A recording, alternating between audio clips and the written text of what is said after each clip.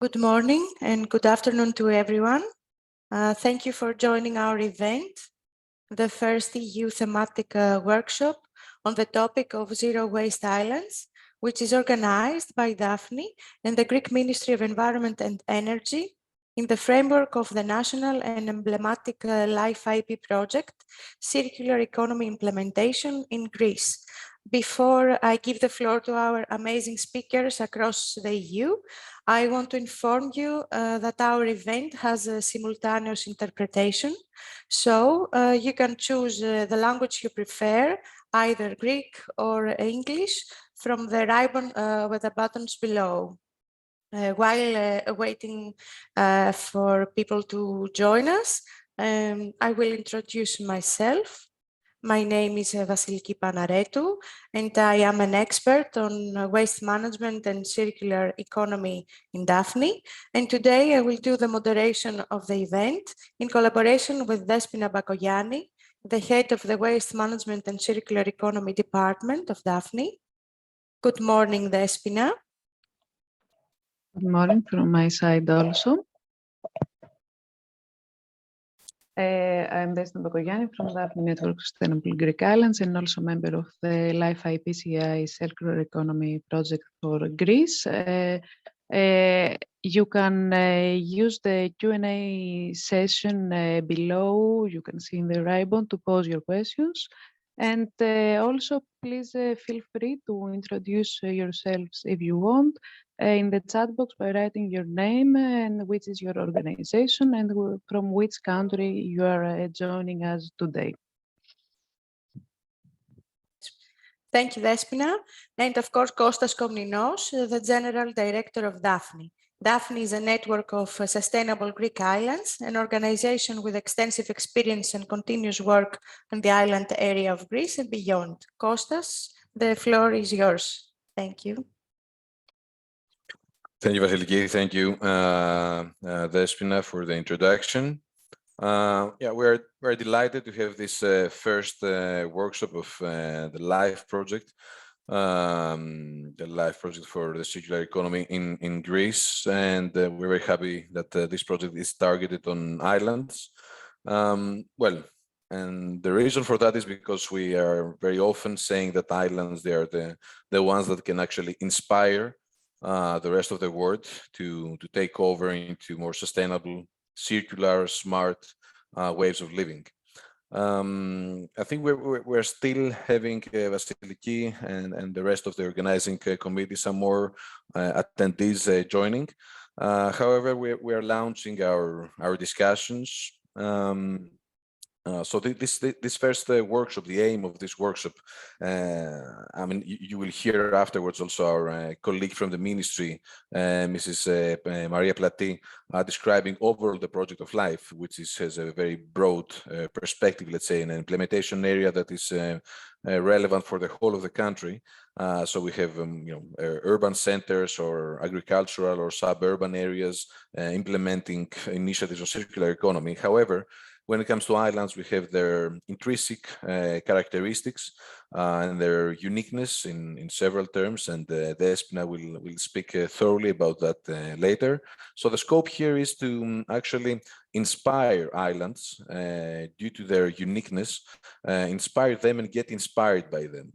So we will hear about interesting initiatives on islands taking place in Greece and beyond in the EU. We have very good and excellent speakers with us that they will share their projects and their initiatives.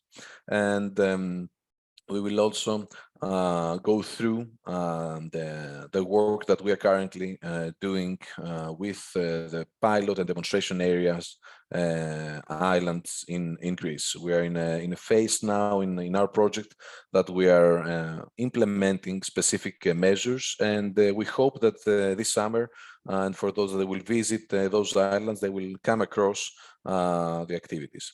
So with this small introduction, I would like to give the floor to our prominent speakers for a welcome speech to Mr. Manolis Grafakos, General Secretary from the Hellenic Ministry of Environment and Energy. Mr. Grafakos, the floor is yours.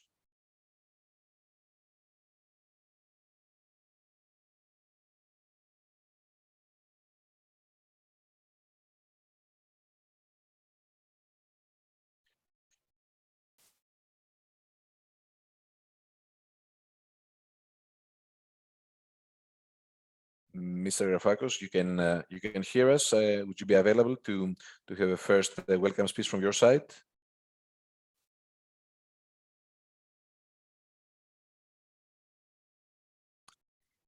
Kostas, I'm sorry for the introduction.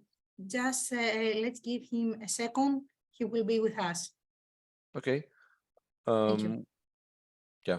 Okay. So we wait for a few seconds. If there is, if it is needed more time, Mary, we can start with a short speech from Sofia Papageorgiou and then continue with Mr. Grafakos if he needs additional time. Of course. It's Okay. no reason to wait. Of course. Okay. Okay. So, Ms. Papageorgiou, would we start with a welcome speech from your side, and then we continue with Mr. Grafakos when he will be ready to join us. Okay, so thank you very much. Good morning to all.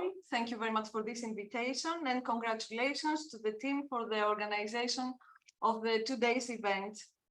My name is Sofia Papageorgiou and I'm privileged to monitor the implementation of the LIFE-IP CEI-Greece on the implementation of circular economy since its start in November 2019. The LIFE program, for those that are not familiar with, is the EU funding instrument for the environment and climate action, running for over 30 years now. LIFE promotes the implementation of EU policies, innovation, and best practices, achieving tangible and replicable results on the ground.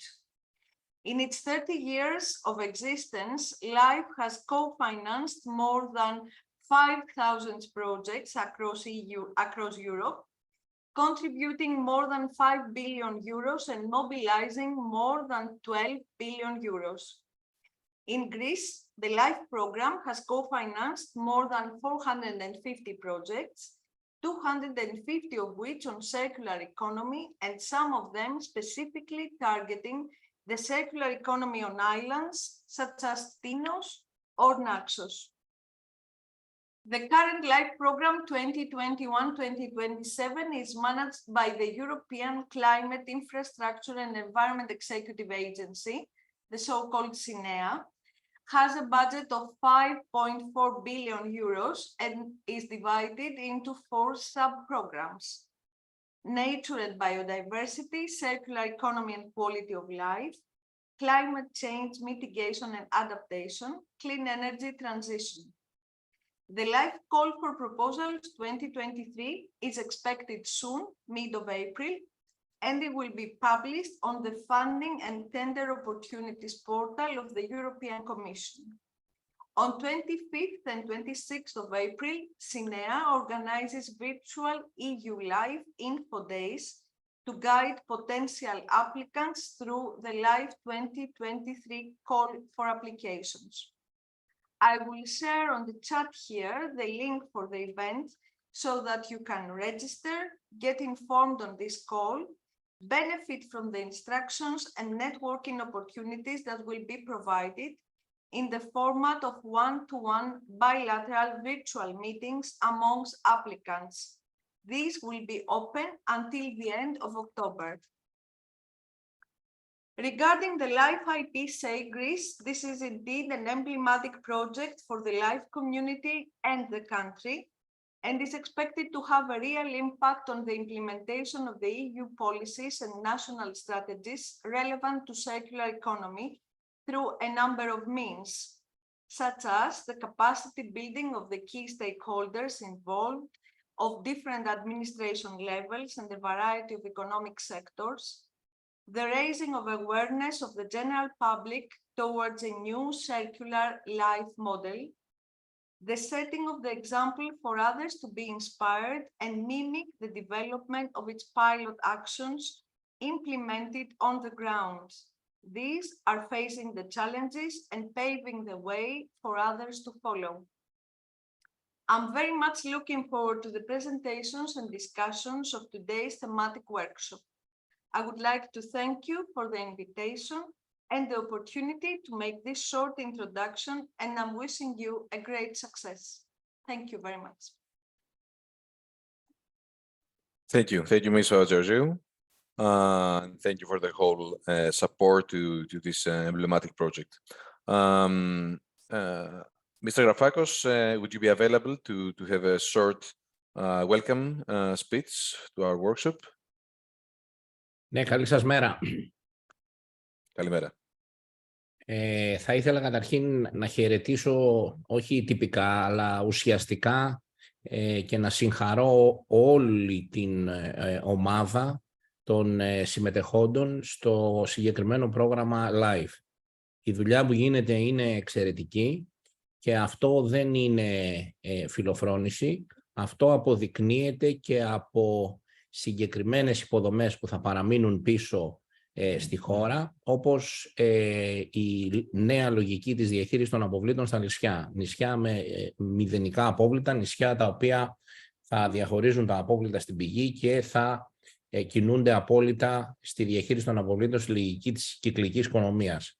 Μέσα λοιπόν από αυτό το πρόγραμμα, στο που έχουμε τη χαρά και την τιμή να το συντονίζουμε, αλλά αυτή μας η δουλειά γίνεται πιο εύκολη από το υψηλότερο επίπεδο όλων των συμμετεχόντων, θα παραμείνουν σημαντικές υποδομές στους νησιωτικούς δήμους που συμμετέχουν, στους δήμους, στον ορεινό δήμο της Ναυπακτίας, στην Αθήνα, στη Θεσσαλονίκη, στην Βουλιαγμένη, αλλά και θα παραμείνουν και δύο πολύ σοβαρές υποδομές στην Δυτική Μακεδονία και στην Αθήνα για τα επικίνδυνα οικιακά απόβλητα. Αυτή η λογική με στόχους κυκλικής οικονομίας, διαχείριση των αποβλήτων που γίνεται στις νησιωτικές περιοχές, εύχομαι, ελπίζω και θα προσπαθήσουμε γι' αυτό να γίνουν πιλότοι και για άλλους νησιωτικούς δήμους. Αυτό άλλωστε είναι και η φιλοσοφία των προγραμμάτων LIFE που με μεγάλη χαρά ως χώρα, ως Υπουργείο Περιβάλλοντος συμμετέχουμε και θα επιδιώξουμε αυτή η συμμετοχή στο μέλλον να αυξηθεί σε όλα τα επίπεδα. Συγχαρητήρια λοιπόν για όλη τη δουλειά που γίνεται. Είναι δουλειά που έχει αποτέλεσμα στον πολίτη, είναι δουλειά που έχει αποτέλεσμα στην προστασία του περιβάλλοντος, είναι δουλειά που ελπίζω να γίνει παράδειγμα προς μίμηση και για άλλους. Να είστε καλά και καλή επιτυχία στις σημερινές εργασίες. Ευχαριστούμε κύριε Grafakos. Thank you, Mr. Grafakos, for your support and the support of the Ministry and the initiative for this excellent project, and of course for focusing on islands and trying to make them lighthouses for the circular economy for the whole country, but maybe also Europe. Well, I would like to give the floor to Mary Plati, our coordinator from the Ministry. Mary, well, the project is huge and very important, and you have only 5 minutes to give us an overview. So I'm Indeed. sure that you are very well prepared for that. Okay, the floor is yours. Thank you. Hello to all. I truly thank you all for the participation, and congratulate you, to Daphne, for all organization of this workshop. It's the first workshop as part of an action of dissemination action of our project about networking. And as very well said from you, Mr. Komninos, this workshop, we hope to inspire Greek islands to improve waste management services by exchanging knowledge, good practices at EU level and at any level. Let me share my screen.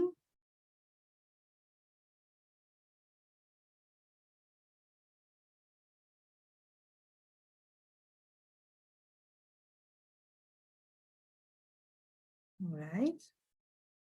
You can see it all.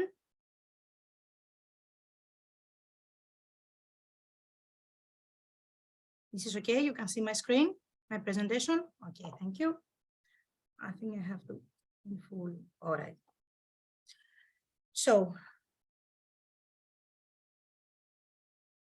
the project LIFE-IP CEI-Greece, circular economy implementation in Greece, is coordinated by Hellenic Ministry of Environment and Energy. It aims to contribute towards the implementation of the 3 national plans, National Waste Management Plan, National Waste Prevention Program, and National Strategy for Circular Economy. It has 20 partners in its consortium, and its duration is until 2027. The budget is around 60 million euros. From that, 60% is co-funding from LIFE program from Europe. Mary, sorry to interrupt you. We're Yes. still on not on full screen, at least from my side. All right, give me a second. Vasiliki, I don't know if you hear the same. I can solve this problem. Try to share the full screen. Yes, that's excellent. Okay. Thank you. Sorry about this.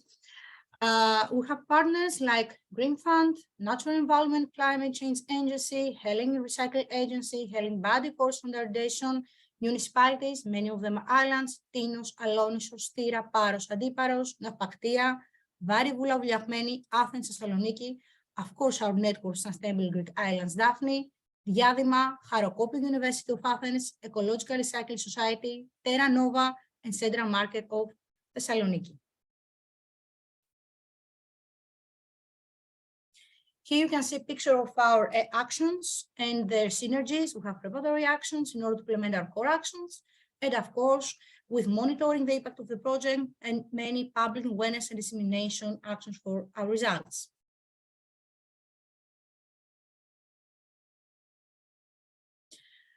Briefly, the project objectives.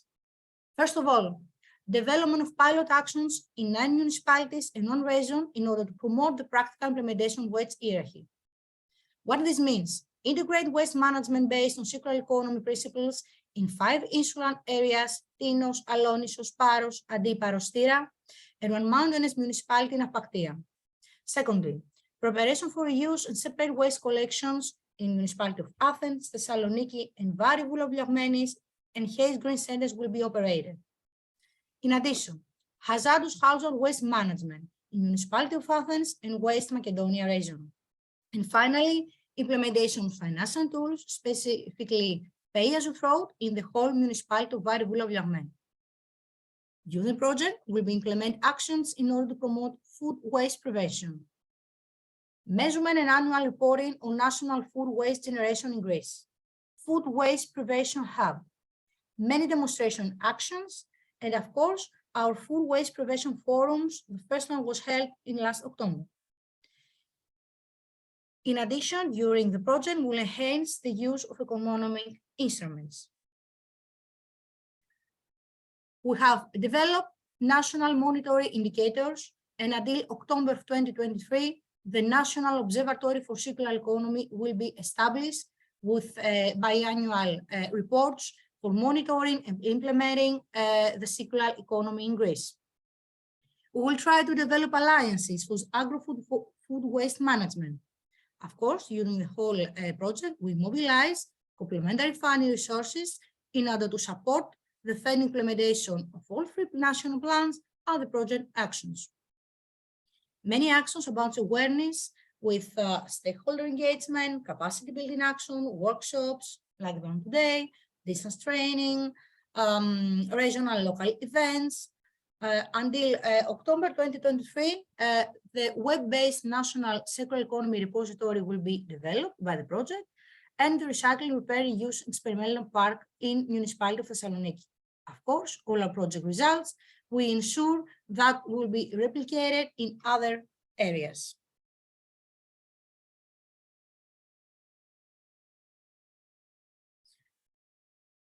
Sorry, about the today workshop, Zero Waste Islands, will take into truly consideration the difficulties that affect waste management in the islands, mostly due to geographical reasons, and of course, a very important tool about this is the engagement of a great number of stakeholders with several meetings, multiple communication channels, frequent communication.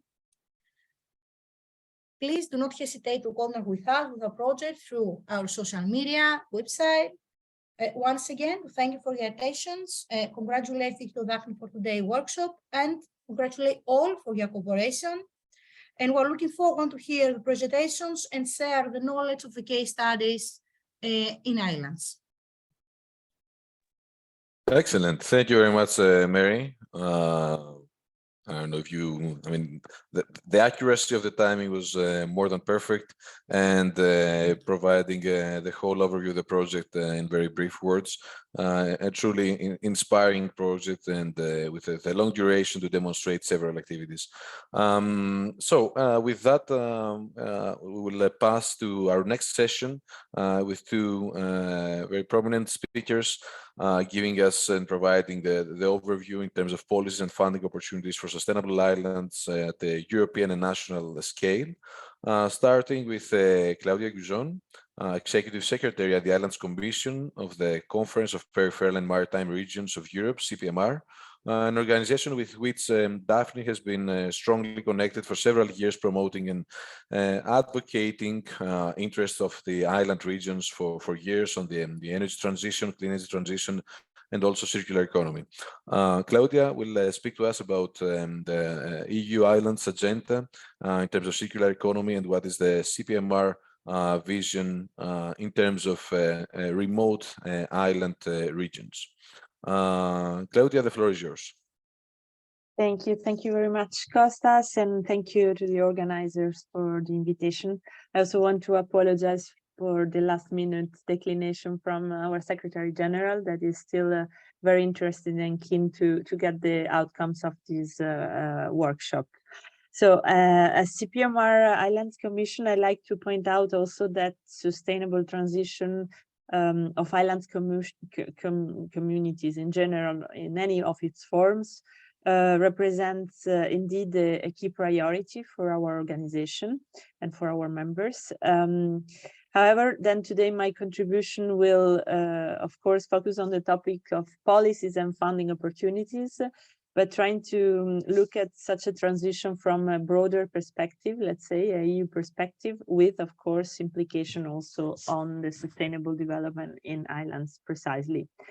Indeed, our vision as CPMR, let's say, insists a lot on the need to integrate an insular perspective in a cross-cutting and transversal way in all major EU policies, let's say. So not only sustainable transition policies, but with a broader, say, angle. So during our last General Assembly, a couple of weeks ago in Palma, in Mallorca, the CPMR adopted the final declaration, its final declaration that clearly advocates for this agenda for EU islands. Also a call for an islands pact, let's say, was suggested already in our last year declaration.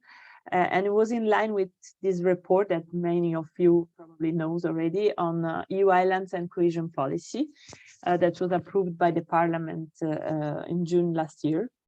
So as CPMR at the moment, we do hope that the competent EU institution will take actions, tangible actions to follow up to these demands in terms of a pact for islands, but of course with a strong support also from the national level. So in that sense, we do hope to see this pact for islands to become a reality during the Spanish presidency, but of course also with a strong support from the national governments, in particular the Greek government. And it's good to see that for the moment we have raised the interest, let's say, in that sense. But why an EU islands agenda would be so important, and why for this sustainable transition as well? Well, because we believe that the lack of vision at EU level for islands in the last years has somehow prevented us from getting a long-term strategy, let's say, a long-term holistic strategy for islands. And so we lacked a sort of territorial proofing in all EU policies for islands. So that's the first statement, I would say. So an EU islands agenda should provide a sort of overreaching framework to guide also the operational work of the EU institutions. And of course, we do believe that it's really important to have a participatory approach and multi-level governance that involve all the key stakeholders in this process. So another point is that as a general principle, and bearing in mind also the vulnerability of islands, we believe that sustainable development should be dealt as the core issue in this future EU Islands agenda. And so it should be considered in all different dimension, interconnected dimension of sustainability. So of course, with a focus on a set of priorities, but all these priorities should include a sort of economic sustainability, social and cultural sustainability, and of course also a sort of environmental sustainability. Now, getting to the topic of this workshop, a broader circular economy perspective, we do believe that this is indeed an important and outstanding opportunity for EU islands.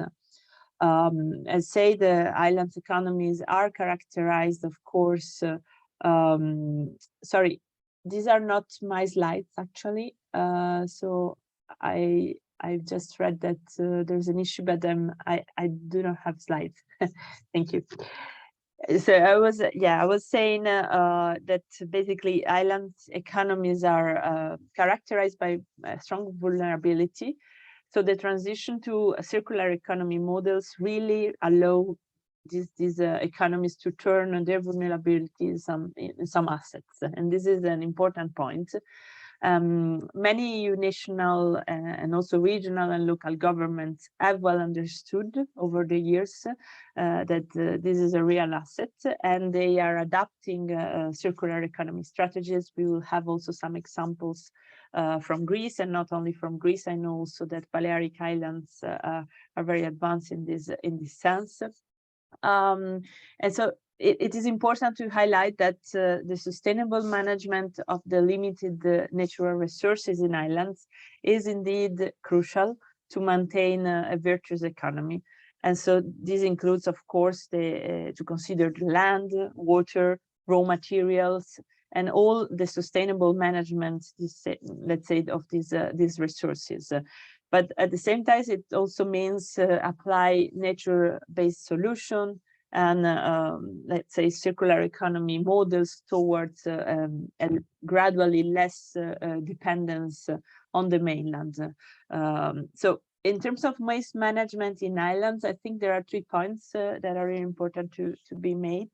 One is about the challenge of spatial planning, because as we know, islands have limited land filling capacity and the lack of economies of scales for the collection and the treatment of waste. So of course, circular economy plays a key role and a good answer to this challenge.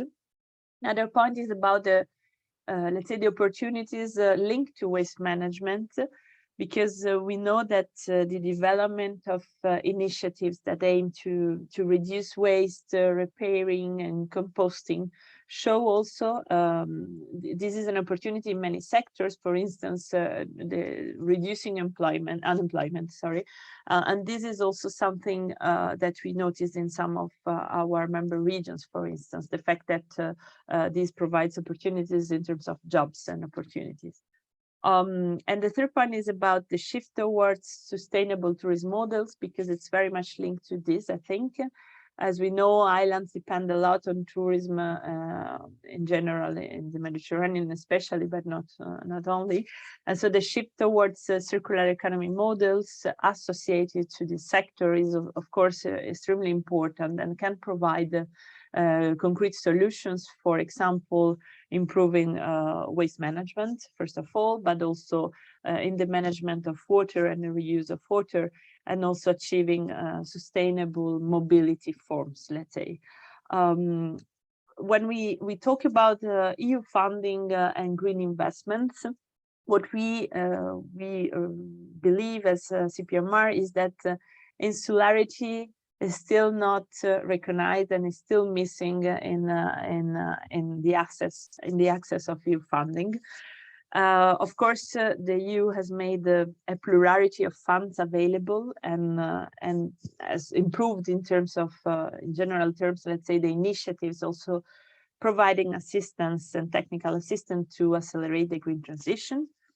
And that is, for instance, the case of putting all these green investments at the forefront of its financial plans in the multi-annual financial framework, and of course in the different national recovery and resilience plans. So we can say that the future of Europe's sustainable transition is becoming a priority and for all regions. But of course, this should imply adequate green investments for islands to ensure that they are on the same footing as other regions on the mainland. And this is an important point for us. And so despite, let's say, the structural permanent geographical challenges of islands that sometimes hinder their transition or make it more difficult. Because of course the achievement of climate neutrality can only happen if all regions, and especially those which are more vulnerable, are involved in the process in a bottom-up approach and with solutions that are tailored to their specificities, for instance, those of islands. And this is also to be done along with some long-term funding. That's our perspective. So, for instance, from our perspective, it is really regrettable that EU islands are not at the heart of the Just Transition Fund, or sometimes not in the national recovery and resilience plans. This depends a lot on the different national levels. And there's no earmarked allocation, let's say, to islands. So this is a point that we try to convey also when we discuss it with EU institutions. And of course, also taking, for instance, one of the most recent packages, which is the Fit for 55 package, we do believe that there's an absence of insular perspective in this package, because, for instance, when we talk about ports and islands, it would be essential to recognize also the strategic importance of ports and airports in island territories. And then in general, let's say, we believe that it would be important also to address the issue of long-term funding in a broader perspective. So addressing also the difficulties that sometimes island administration have in managing large amounts of funds, and also sometimes the lack of technical capacity, technical assistance to manage these funds. So these are all points that we are trying to make heard by the institutions when it comes to accessing funding. And then another example is, for instance, on the lack of consideration for islands in another important plan, which is the Sustainable Europe Investment Plan, because there is no particular mention of the allocation for islands in terms of budget in this plan. And of course, one last point I wanted to raise is about the fact that, as we know, islands of all types will undergo a profound, let's say, transformation due also to the climate change impacts. And so more support and more funding, bearing in mind this challenge, is indeed extremely necessary.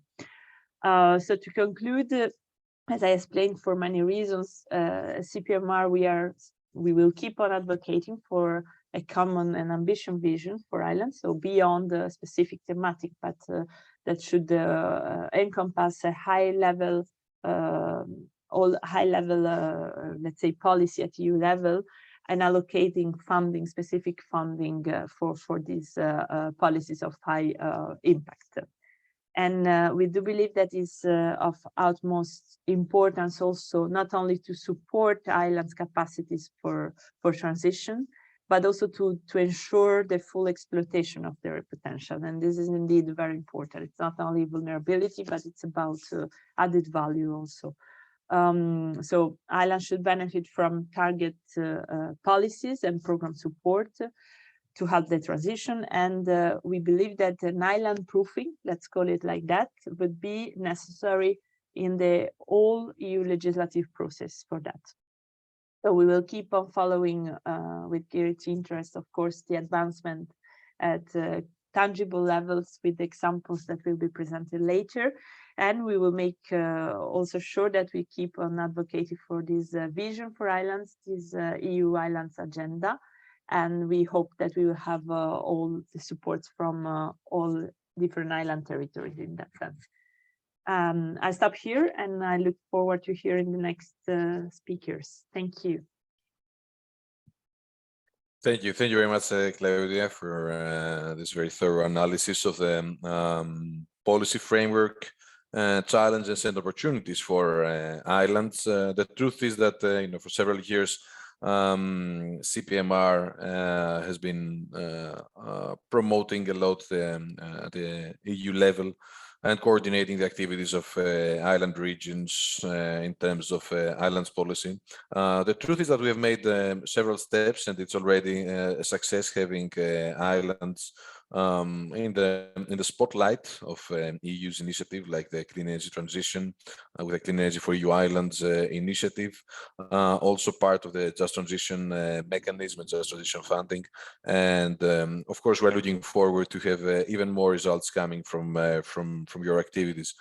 Well, also, as you are aware, Greece has been also in the front line in terms of islands agenda and when it comes to sustainability. And there is also the GR-ECO Islands initiative in Greece, and we hope that it will provide a lot of inspiration for you and support for your work at the EU level. And with this, I would like to give the floor to Mr. Banoussis, from the Green Fund in Greece as a technical expert to present us national and EU financial mechanisms, and then with a special focus on the Greek islands. Mr. Banoussis, the floor is yours. Okay, thank you. Good morning, everybody. Thank you for involving me in such a great initiative and for giving me the opportunity to talk about the Green Fund organization and the EU LIFE program for the environment and climate action. So in this context, I have prepared a presentation under the title National and EU Funding Mechanisms for Environment and Climate Action, with a special focus on the Greek islands. So I will share my screen right now. Unfortunately, I'm experiencing some technical problems. So in combining my camera with a shared presentation, so I just will switch off my camera for a few moments, and I will share my screen.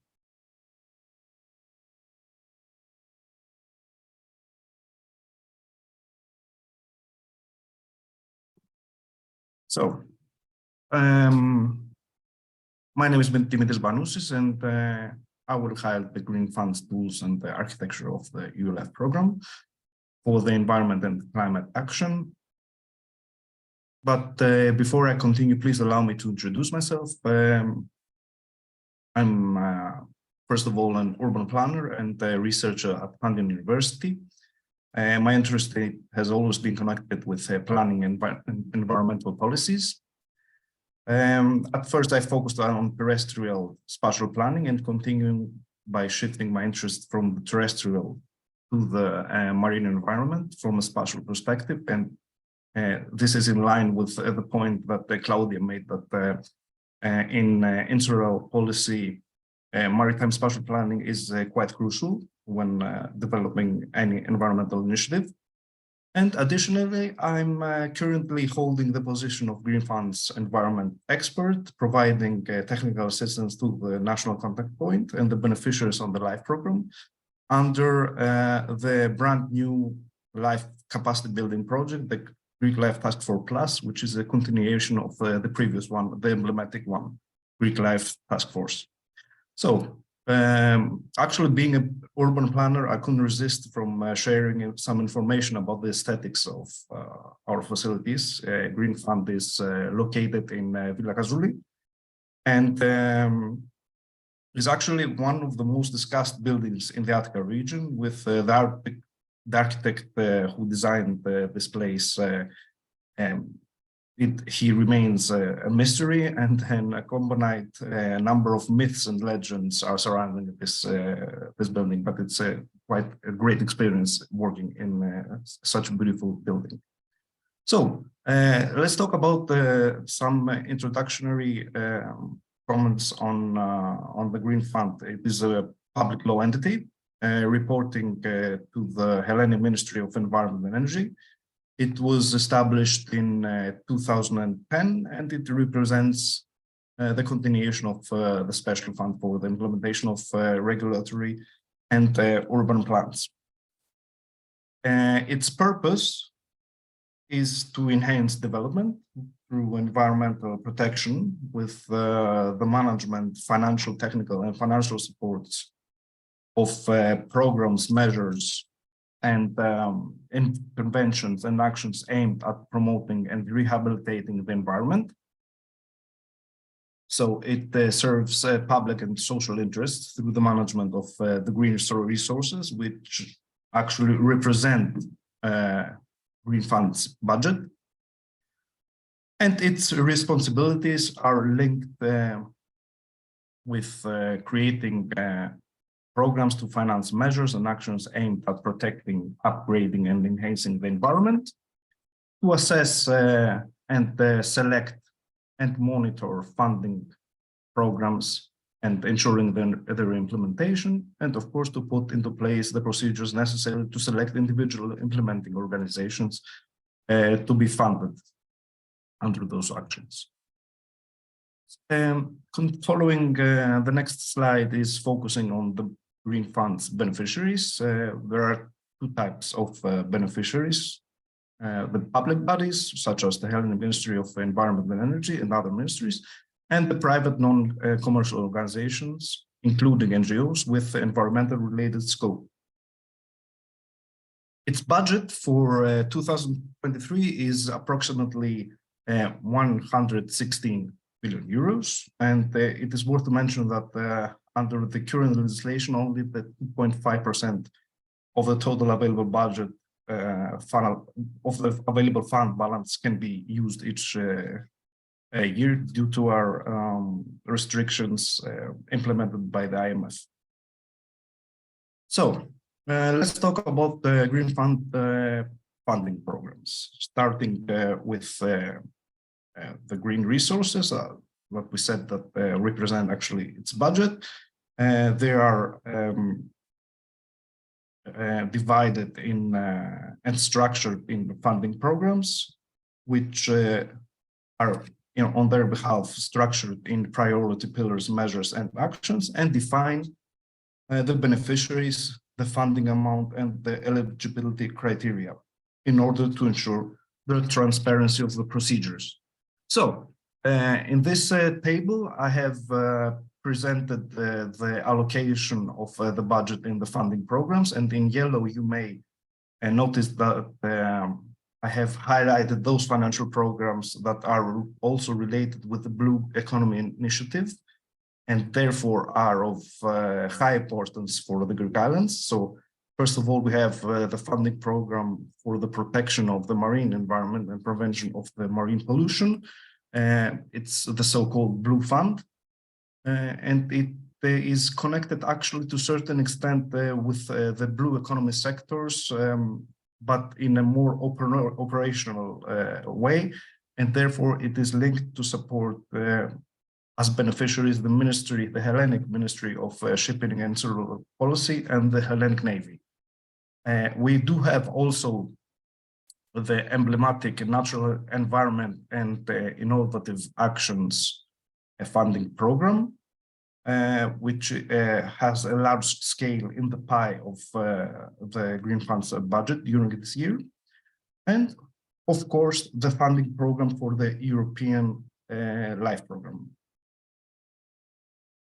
In this charter, you may notice that if we add all the percentage that are linked one way or another with blue and circular economy, almost the 38% of the budget may be related to those actions, meaning blue and circular economy actions. It's quite big percentage considering the previous periods of the budget of the Green Fund. So let's be a little bit more concrete. And when we do speak about the funding program of the natural environment and innovative actions, the focus lays on the priority pillar innovative actions developed by citizens, which is open during these days. It is focusing on beneficiaries such as NGOs, social cooperative enterprises, etc. And it is focusing on contributing to the development and the implementation of national and European environmental policy by utilizing the recognized experience and know-how of community organizations. So in this context, we have funded projects such as Adapted Beach, implemented by the Hellenic WWF, with the aim of recording the quantity of waste in beaches and implementing cleaning activities by target groups such as schools, scouts, etc.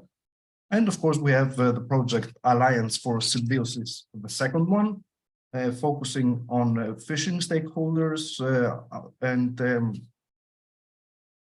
utilizing and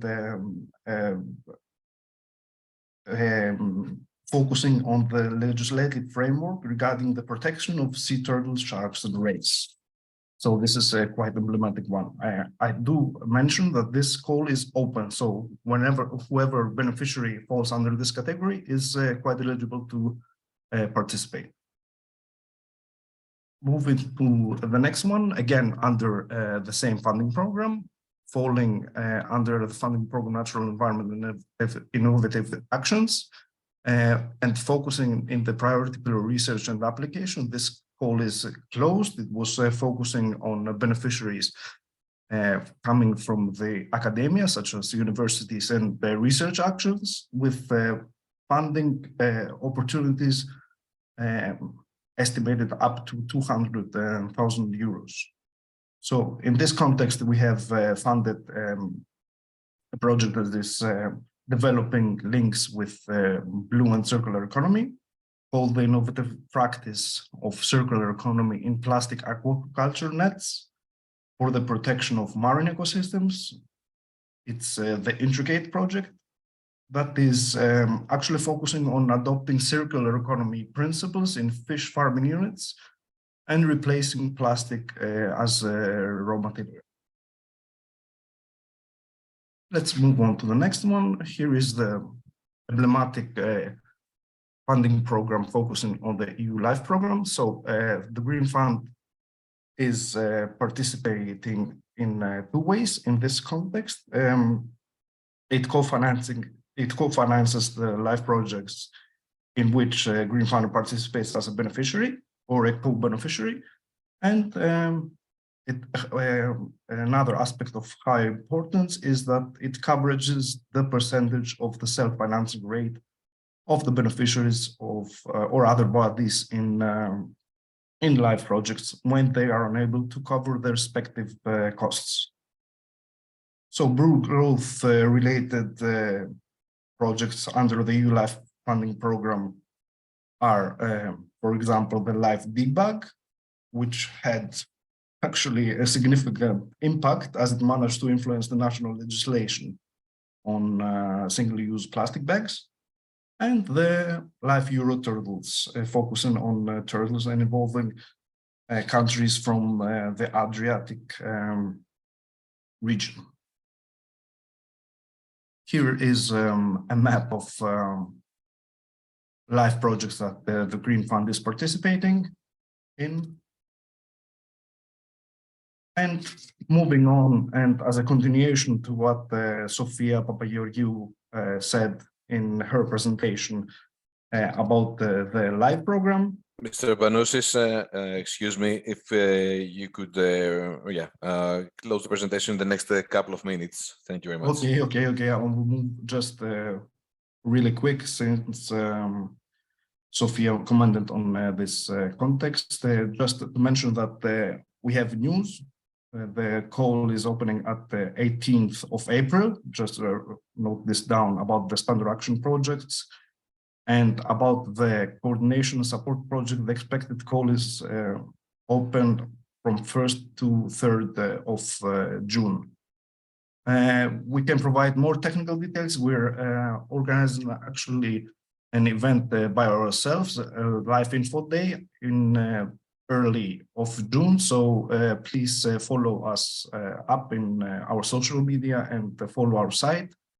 prasinotamio.gr in order to get informed about this huge event. Thank you. This is my contact. You can note this down for some more details. Thank you very much. Thank you very much, Mr. Banousis. Well, a lot of information, and definitely Green Fund has been probably the strongest support in terms of circular economy initiatives, especially also those involving citizens and collaboration with local authorities and the regional authorities. So yeah, the contribution is more than valuable. And yeah, looking forward definitely to the opportunities both at EU and national level through the provided funding. Before giving the floor to the next session and my colleague Vasiliki Panaretou, who will moderate that, we have a question at the QA session, which is well addressed, I suppose, mainly to the first part of the presentation. So it is written in Greek, and the question is the criterion that was which was the criterion in order to choose the specific locations for the LIFE-IP circular economy implementation project. Unfortunately, I'm not certain. I think that Mrs. Plati had something very urgent and had to step out the meeting. But as I was informed, she's more than happy to answer in written to questions from our side. I can give you a brief question answer regarding islands, the island locations. Although we as Daphne were not involved in the selection of the sites, however, as discussed on the way and during the involvement in the project, the main criteria was having already in place in those islands mainly local and citizen or citizen organization initiatives. So this is the case of Paros and Adiparos with very significant initiatives from NGOs like Aegean Rebreathe and Clean Blue Paros, that they are also with us today, and they will share their actions later. Also with a separate stream for waste collection, for PET collection, PET bottle collection in both islands. In the case of Tinos, we have a very unique case where there is a local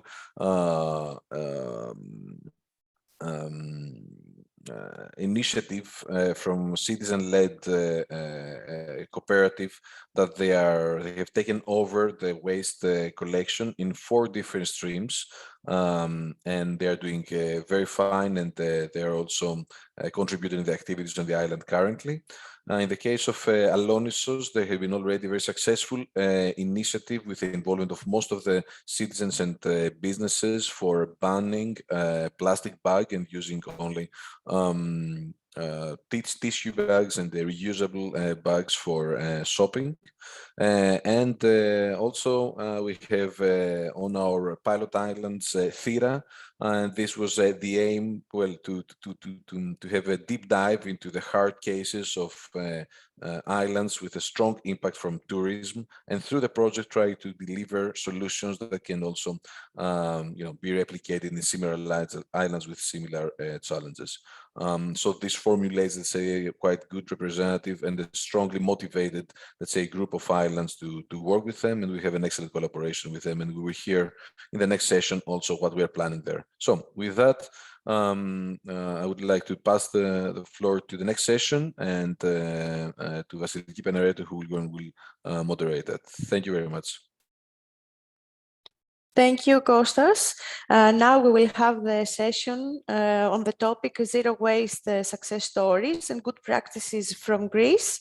First, we will have the presentation, the overview of the work done by Daphne, and focusing more on the activities that are designed and will be implemented as demonstration actions in the framework of the LIFE-IP project by Despina Bakogianni. Then we will hear the very ambitious example of Tilos municipality from Mr. Stathis Kotos and Mr. Athanasios Polychronopoulos. And then we will have an amazing discussion, a panel discussion, where civil society organizations from Greece will share with us their experiences and their results on the local level. So Despina, now you have the floor, please, to hear you. Thank you. Thank you very much, Vasiliki. I will share my presentation. Okay. So, hello again from my side. As Vasiliki mentioned, my presentation will focus on the challenges faced by Greek islands and also on the foreseen actions to be implemented in the 5 pilot demonstration islands of the Circular Greece LIFE project. To begin with, as also Claudia mentioned, islands face different challenges as a result of variation in their size, distance from mainland, population density, and legal status. Despite their differences that we mentioned, islands are shaped by insularity, leading to a series of implications, including dependence on off-island support, limited available space, competitive land uses, high sea and transportation costs, and difficulties in creating economies of scale. Additionally, and more important for the waste management sector, island economies are strongly dependent on tourism relating at a great increase of waste generating during a summer period. Here you can see how waste generation increases during summer period, and especially during the peak season months, that is July and August. This is an indicative example of yearly waste generation of a small island of South Aegean. So these unique characteristics that we mentioned of islands, and combined with the fact that islands have unique ecosystems and strong sense of identity and belonging, can create a local developing paradigm on islands that is optimally combine environmental, social, economic, and technological solutions. However, it is crucial to follow a tailor-made approach based on the specific characteristic of each island that can also support the coupling of the island's rural economy with the tourism industry, especially during the peak season. So in this context, in the framework of the LIFE-IP project, the installation of an integrated waste management system in 5 pilot island communities is foreseen.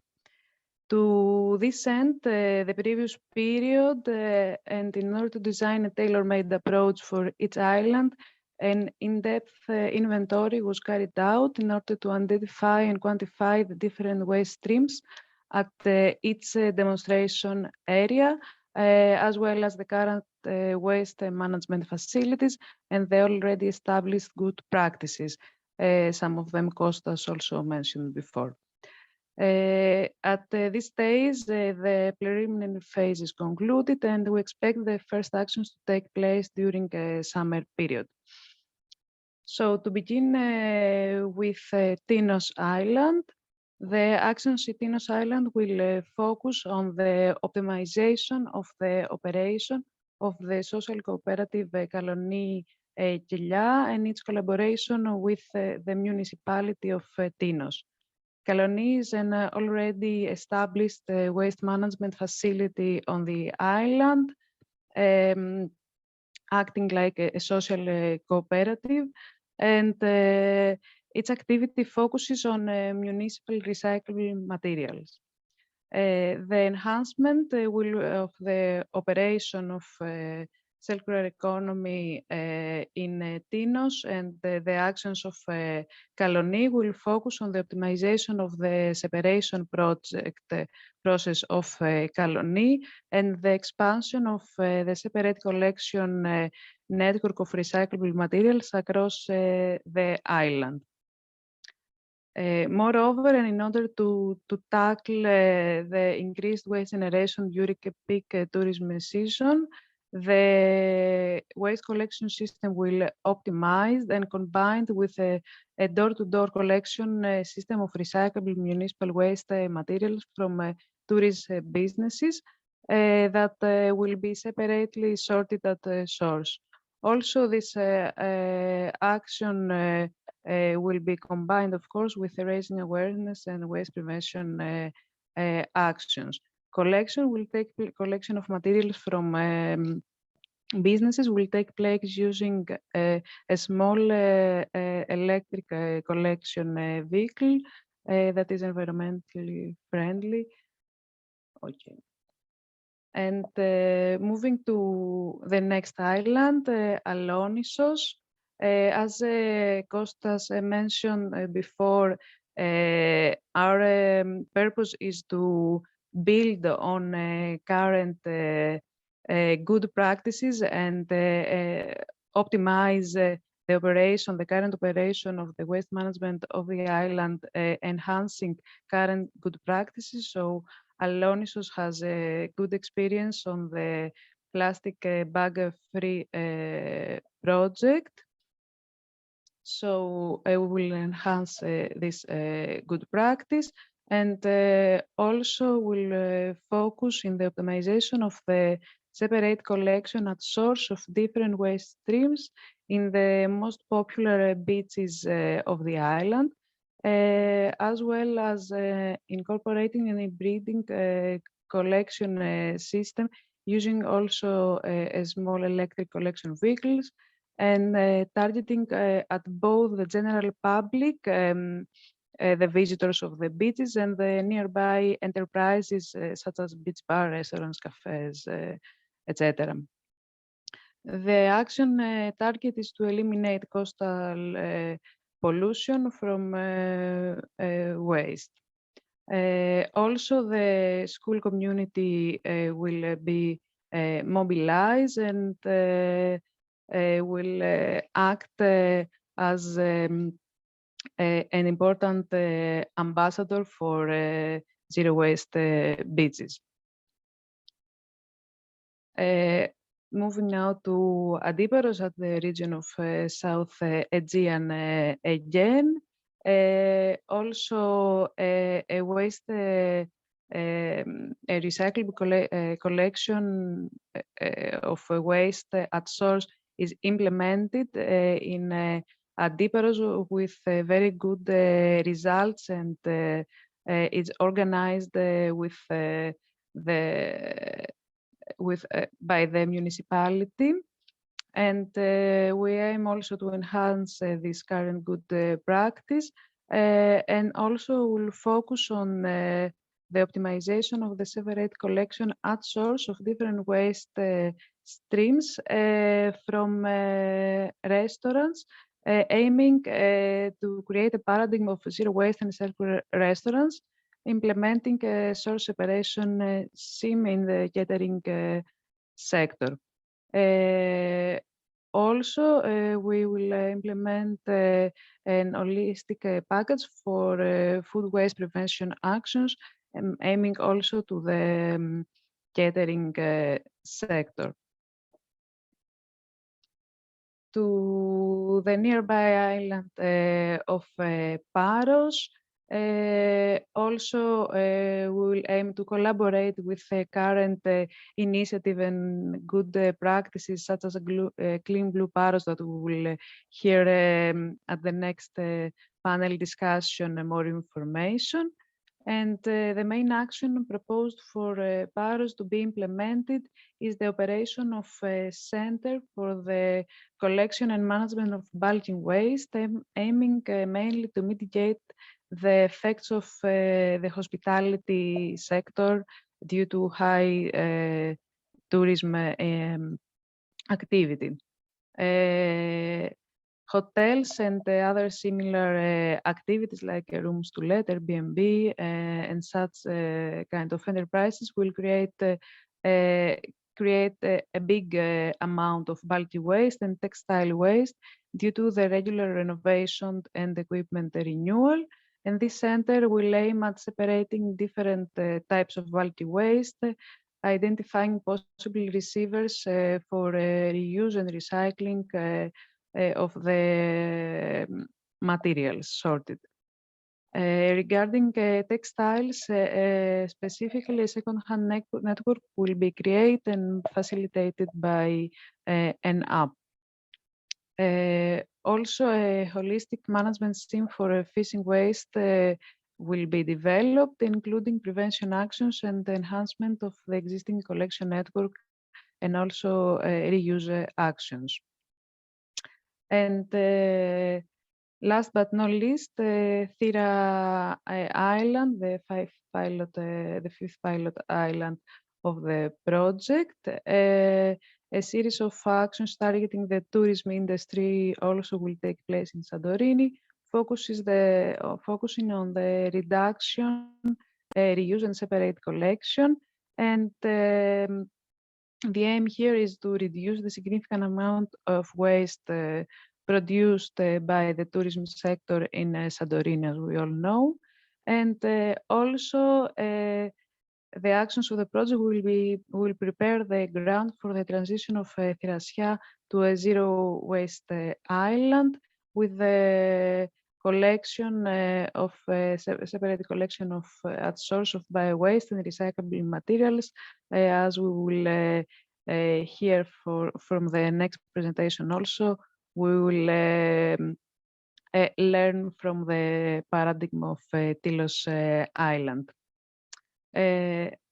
So last but not least, as the waste management and circular economy application in the island area have a strong impact on citizens' lives, it is imperative to follow on the design and implementation project a participatory approach, ensuring not only the engagement of the local community, but also ensure their active involvement both in the pre and the post implementation phase. In order to guarantee that the most suitable solutions for each island will be implemented in a successful way, we prepared a series of actions, and we have started implementing them, engaging also school communities. Here you can see some photos from the workshops that have taken place at Alonissos and Paros, and also we hold local events at the pilot islands and various meetings and engagement actions with local stakeholders and important actors. Thank you, and I will be happy to answer your questions in the QA session if you have. Thank you very much. Thank you, Despina. Thank you for all this information and results from the activities designed in the framework of the LIFE-IP project. We are running some minutes late, so let's welcome the very ambitious example of Tilos municipality now. Tilos just go zero, and say hello to Mr. Stathis Kodos and Mr. Athanasios Polychronopoulos. Mr. Stathis Kodos. Καλησπέρα σας. Καλησπέρα. Ευχαριστούμε πολύ που μας προσκαλέσατε να παρουσιάσουμε αυτό το φιλόδοξο πρόγραμμα που έχουμε ξεκινήσει εδώ στην Τήλο, το Tilos Just Go Zero. Προχθές το Σάββατο γιορτάσαμε τον 1 χρόνο από την πλήρη deployment of the project στην πλήρη του χρήση. Είχαμε μια πάρα πολύ μεγάλη γιορτή στα Λιβάδια. Έγινε η καλύτερη ευκαιρία να σας το παρουσιάσουμε. Δεν θα πω πάρα πολλά λόγια, θα δώσω το λόγο στον κύριο Πολυχρονόπουλο. Εγώ το μόνο που θέλω να πω είναι ότι εμείς σαν Δήμος είμαστε απόλυτα δεσμευμένοι στο συγκεκριμένο πρόγραμμα και έχουμε προχωρήσει και τη δέσμευσή μας ώστε να πιστοποιηθούμε και σαν Zero Waste νησί. μέσα από τη συνεργασία μας με τη Mission Zero Academy και είναι ο επόμενος βασικός στόχος για να ολοκληρώσουμε το project στο 100%.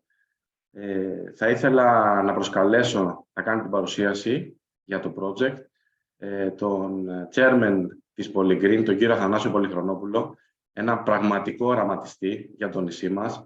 Είναι δικό του όραμα όλο αυτό το οποίο γίνεται εδώ στο νησί και είναι ένας άνθρωπος τον οποίο εμείς τον έχουμε βάλει στην καρδιά μας και γι' αυτό τον έχουμε κάνει και επίτιμο δημότη τίτλου. Ότι κύριε Πολυχρονόπουλο, ο λόγος είναι εσάς και είστε το καταλληλότερο πρόσωπο να μιλήσει για αυτό το project. Thank you very much, Stathis, for the introduction. The feelings are mutual. Before we start the presentation, I would like to say that Just Go Zero, Tilos, is a program funded by Polygreen. Polygreen is a private company based in Greece, but it also has affiliates in Balkans and Middle East. I would like to ask you to close your eyes for 3 seconds and imagine how a zero-waste island would be. Okay. Now I would like to open your eyes and see the following video. A minute.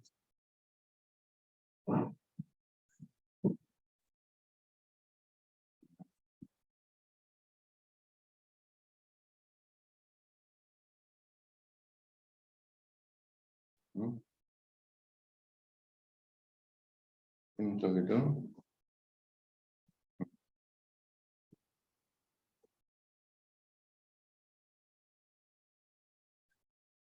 Ναι.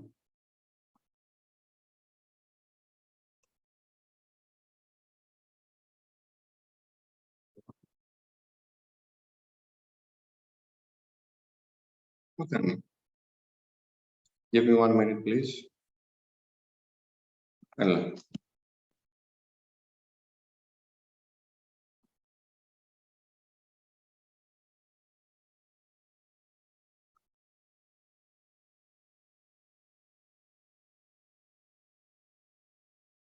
Some technical issue, but we are coming there.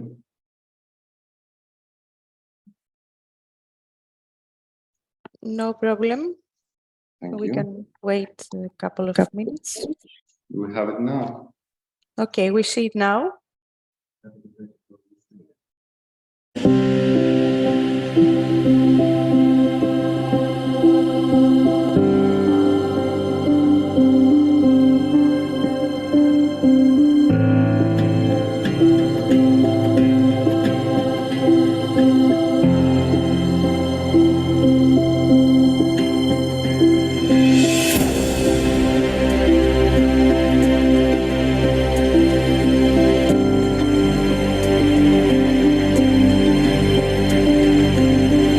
Θέλουμε η Τήλος να αποτελέσει το κέντρο του κόσμου της νέας εποχής. Θέλουμε να διδάξουμε στον κόσμο πώς θα σταματήσει να παράγει απόβλητα και πώς θα τα διαχειρίζεται.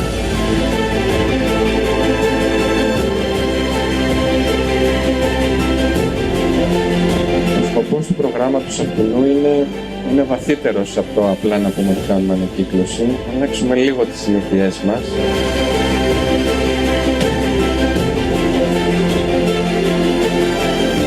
Να σας πω ότι έχω εντυπωσιαστεί από το πώς έρχεστε και συναντάτε την κοινωνία και φουγκράζεστε. Δεν θέλω να βλέπω το χαρτάκι να πηγαίνει κάπου αλλού από εκεί που ανήκει, δηλαδή στον κάδο της ανακύκλωσης.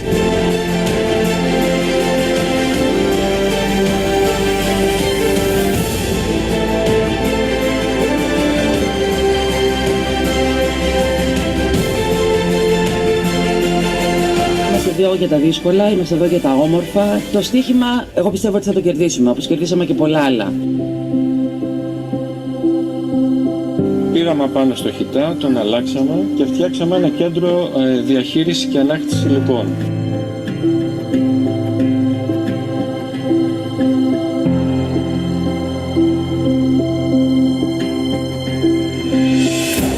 Κύριε Πρόεδρε, το πρόβλημα μας εδώ πέρα στο κέντρο κοινωνικής καινοτομίας.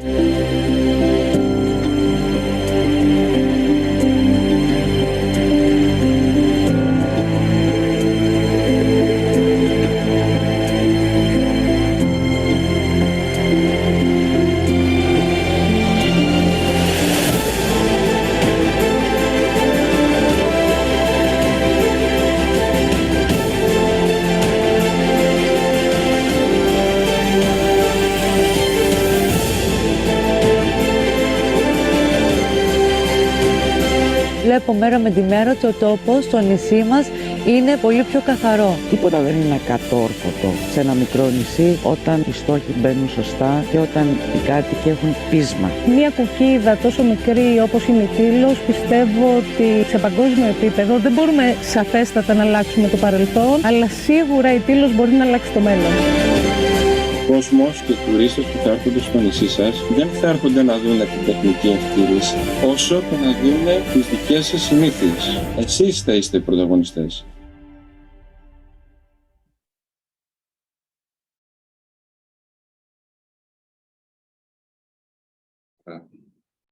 Thank you. I hope you enjoyed the video.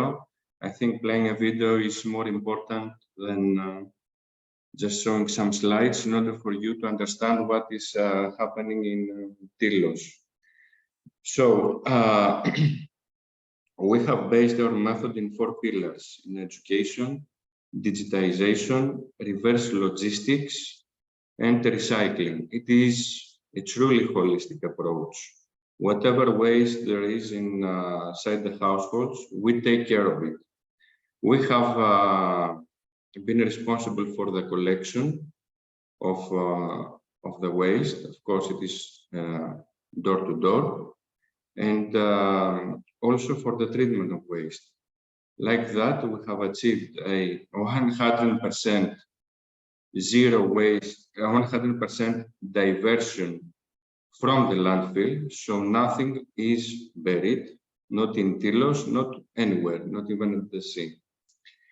And we have also achieved an 87% recycling rate. So this means that 87% of the materials produced in the island, of the waste produced in the island, is recycled, and only 13% is going for alternative fuel to the cement industry, which means there is no as residue, which means there is nothing to bury. So we in Polygreen, we believe in the private sector, and we believe that once the private sector has a long-term contract with a municipality, starting from the Greek islands, we choose a small Greek island to start with because it is a geographically gated community. This system just goes zero. Of course, it can be expanded in similar size islands, in bigger islands, and even in mainland. We are already talking with some municipalities in mainland, in the region of Attica, and also with some projects and some compounds in Middle East. So the process that we have followed can be the same for each municipality that asks for a zero waste solution, but the technical approach will be completely different. We are going island by island, municipality by municipality. We are examining the needs of each municipality, and we are adopting a tailor-made technical solution for each municipality. This is what we did in Tilos. We have proved that zero waste communities can exist. Tilos citizens have proved that they are pioneers in adopting and embracing new solutions which challenge the current systems, and especially the waste management systems. And we are happy to scale up our solutions and go to other municipalities and other islands also. Why the problem is big in the islands? As you said before, there is a confined space of a landfill, and in most of the cases, citizens don't want, islanders don't want to expand the landfill.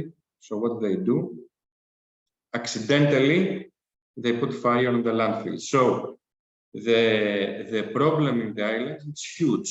When you go out during the summer for a walk and you smell something like a fireplace burning, it's not a fireplace. It is the landfill which is being burning. And the issue is huge. We are talking about CO2 reduction emissions on the mainland from the industries, but at the same time, in islands, not in Greek islands, in islands all over the world, this is happening. So our proposal is that these things should stop now, immediately. Our solution, of course, with other partners can be implemented immediately in the Greek islands and stop the wrong way of the waste management, how it's being implemented right now. Thank you very much for the time that you gave me. Thank you. Thank you very much, Mr. Polychronopoulos. The example of Tilos municipality is very positive and very ambitious and inspiring for small communities, but for also other sizes of islands, as you mentioned. It's very nice that we listen today these types of examples. We listen now the example of Tilos. You have there a collaboration of the municipality, the local authority, with a private company. And before that, we listened to the example of the 5 islands that are partners of the LIFE-IP project. And these 5 islands are benefiting from the EU funding instrument, the LIFE program. So we understand now that there are so many ways and tools for island communities to be benefited from collaborations. We all understand, and it's clear that waste management, and for sure zero waste management approach, cannot be a one-man show. It's a total collaborative approach, and we need to make this happen in order to be successful. And now we will pass to the panel discussion where civil society organizations from Greece will share their experiences.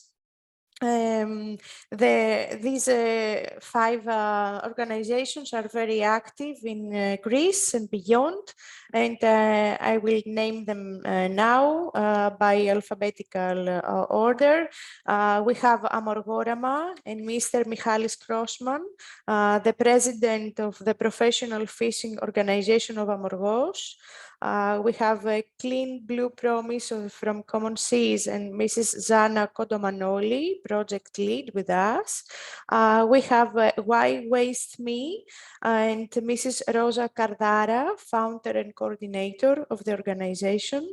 And last but not least, WWF Greece and Mr. Konstantinos Tsoukalas, local actions manager. So welcome to all of you, and thank you for joining us today. We would like to share with you some questions and give you the floor in order to share with us what are your actions and what are your results on the island area. For example, we would like to pose you the first question, and each one of you to take your time to respond to that. And this is a question. Please describe your actions briefly by telling us how your activities contribute to the application of the zero waste and the circular economy approach in the island area, and if you believe that your actions have helped to address the increased waste generation during the peak tourism season. So please allow me to start again with the alphabetical order of the organizations and give the floor to Mr. Michalis Krosman from Amorgorama. Well, hello, everybody. Okay. First of all, thank you for the invitation. As a president of the Professional Fishing Association of Amorgos, I represent more than 40 fishermen. Yeah. We, the fishermen, not only on Amorgos, but all over the planet, have to face two huge problems. It's overfishing and marine pollution. So what is Amorgorama? Amorgorama is the vision of Amorgos fishermen for clean seas full of fish. With our project, we aim to find a sustainable approach for both challenges. Every spring, after the strong winter storms, the northern coast of our beautiful island are covered with tons of garbage, mostly plastic. So in April and May, the most important months for fish reproduction, instead of fishing, we decided to collect garbage from the coasts that are not accessible by car. In the last 2 years that our project is running, we realized 38 cleaning missions, which means 38 less fishing days.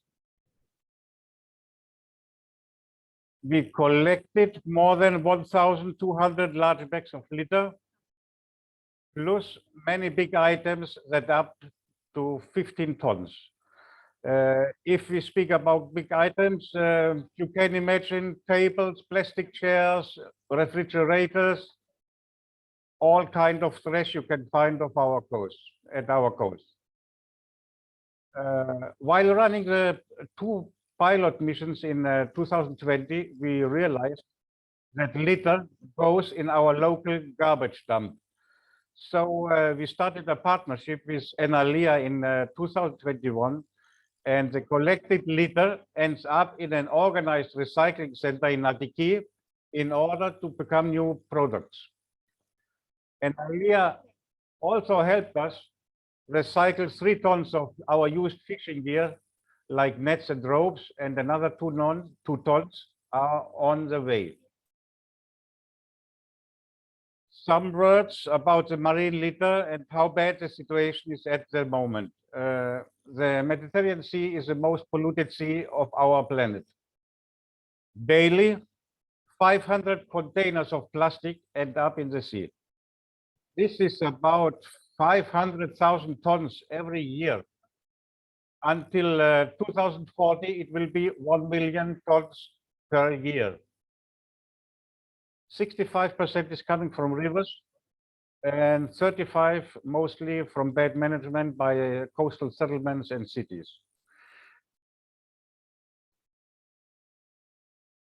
Marine litter knows no borders. Most of the plastic we found on our shores are, of course, from Greece, but also from Turkey, Bulgaria, Egypt, and Northern Africa. For sure, in these countries, they find Greek plastic. Until now, we run Amorgorama mostly through crowdfunding, funds from the private sector, and support by the Green Fund of the Ministry of Environment and Energy. For sure, Amorgorama is not the total solution for the problems we face, but this is what we, the small-scale fishermen of Amorgos, can do to be part of the solution. Our first target is to keep our shores clean of plastic and the regeneration of fish stocks. The second target is to spread our vision to other fishing communities. What we need is support, funds, and of course, I think we need more promotion of the problem of marine litter in the Mediterranean Sea. Because as I told before, the problem every year, as our planet will produce more plastic in our sea, in our coast, in Amorgos, we will have more plastics. Thank you for your attention. And of course, I'm here for any questions to answer. Yes. Thank you, Mr. Crossman, for your sharing with us your vision of your organization. And let's go now to Mrs. Anna Kodomanoli, again to tell us, to describe us your activities briefly and how you include the zero waste and circular economy approach in the island area. Thank you. Sorry, Vasiliki, to interrupt, but Zana Kontomanoli has some connection issues and she's now not connected, she informed me. So we can move on with the next speaker. Of course. Hello, Mrs. Rosa Cardara. We are happy to have you with us. Hello, everyone. And thank you for this invitation to this very interesting webinar. Thank you to Dictio Daphne. We at Why Waste Me are developing a new solution for the separate collection of single-use packaging waste. Every year, even in 2023, this will be the case, unfortunately, we're going to see thousands of tons of packaging waste piling up in our beautiful islands without being recycled, ending up either in trash or even in the environment in certain cases. Our focus is on islands with a strong seasonal increase in visitors, especially the smaller ones. It turns out that on such islands, most packaging waste is generated in very specific spots where consumption is high. We all know those spots: restaurants and cafes, takeaway coffee shops, beach bars, hospitality businesses, and to a lesser extent, other locations, like, for example, tourist boats. We are not exactly an NGO in the classical sense. We're more of a non-profit startup, and we were founded in 2020. Our first project took place in Kimolos. For our international speakers, Kimolos is a small, rather small and very, very beautiful Aegean island with 300 inhabitants in the winter, but thousands of visitors in the summer, especially July and August, where we implemented a network of collectors strategically placed to cover the main hotspots of waste generation. Almost all restaurant and cafe businesses and many hotels on the island took part in the pilot, along with visitors and locals, of course. We got impressive results. 51,242 plastic bottles were separately collected in just 4 weeks. And this is actually more than 50% of all the PET bottles sold and consumed on the island during those 4 weeks. What's more interesting is that they were pure. They were free from any other residues or waste streams. And eventually they were recycled to high quality food grade PET. And they could even become new bottles. So this is fully circular. In 2022, last year, we moved a step forward and we designed a new collector, which is called the light blue collector. I'm going to show you a very brief video right now, which actually has a storage capacity of more than 600 items. And this means that you don't need to empty the collector very often. You can leave the collector there for 1 week, which reduces the costs of the manual costs of emptying the collector more than 50%, and in some cases more than 100%. It's coupled to a mobile application for registering every item recycled through a mobile phone. We tested this innovation in September 2022 on 6 beaches, and we got quite promising results. On certain beach bars, we got 95% purity of recyclables collected.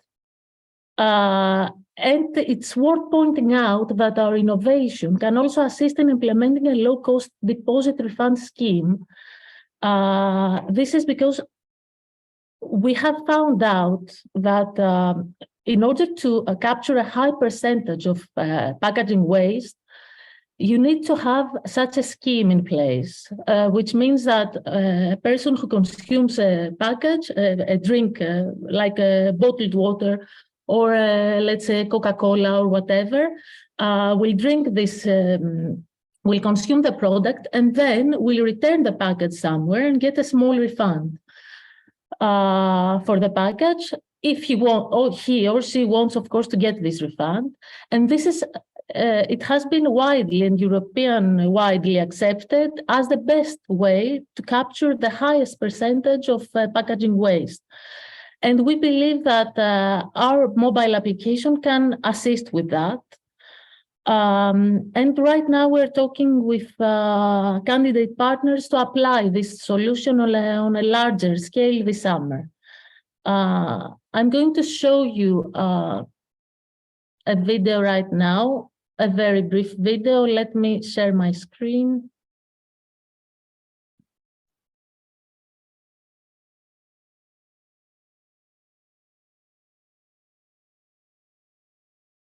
Okay, here it is. I hope you can see it. Not yet. Not yet. Not yet.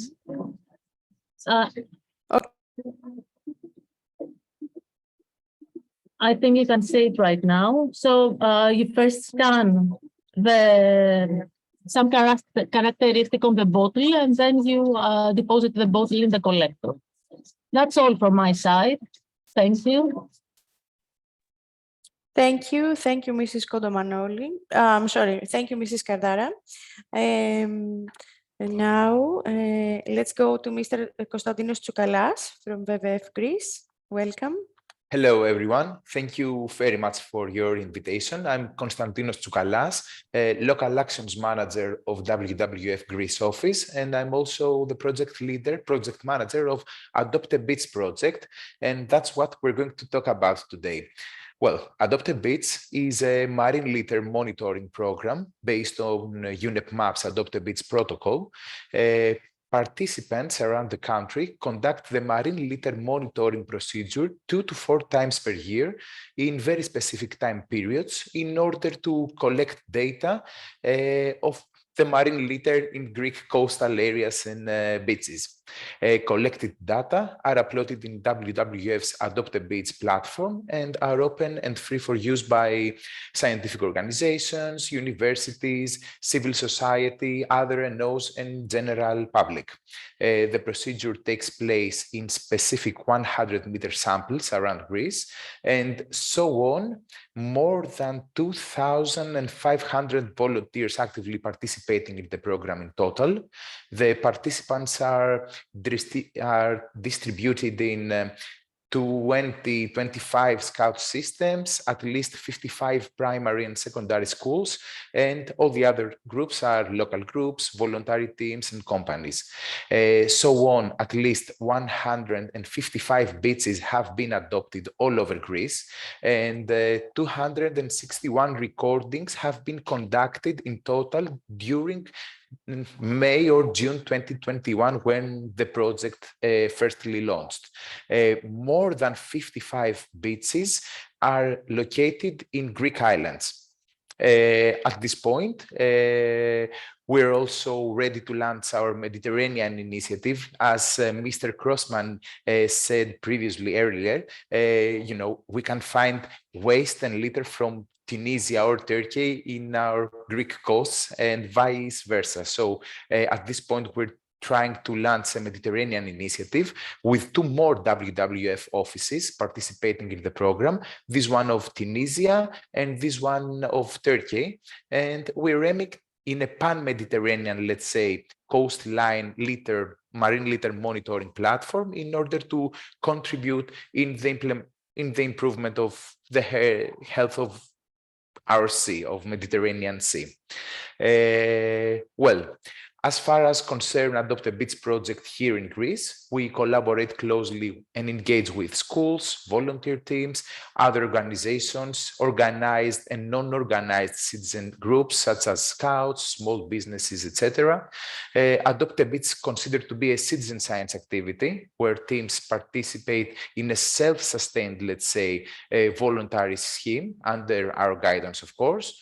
And I think it is proven through the years of the implementation of the project that youth is most approachable in this project. Adopt a Beach is a highly engaging procedure through its citizen science activity and nature, and gives the chance to the participant to deeply understand the marine litter problem through a hands-on activity.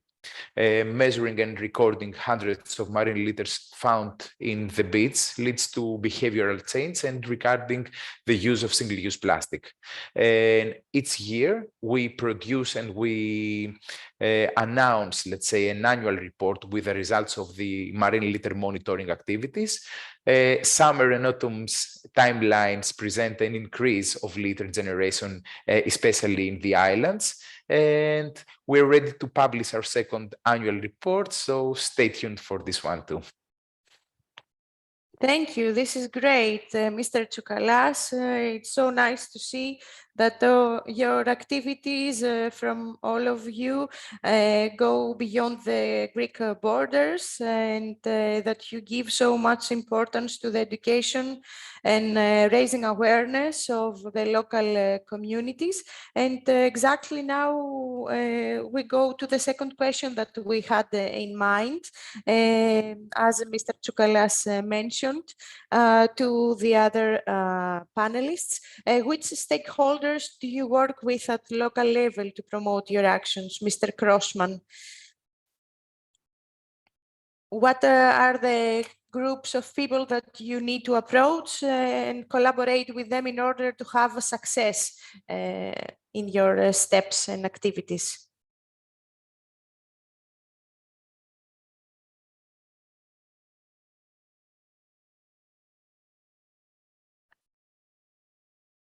Συγγνώμη πάλι γιατί δεν άκουσα την ερώτηση. Yes, if you can describe to us what are the stakeholders that you need to collaborate at local level in order to promote your activities. What kind of people from which sectors, the local communities, of course? Of course, first of all is the municipality of Amorgos. They are, from our first steps, they are beside us.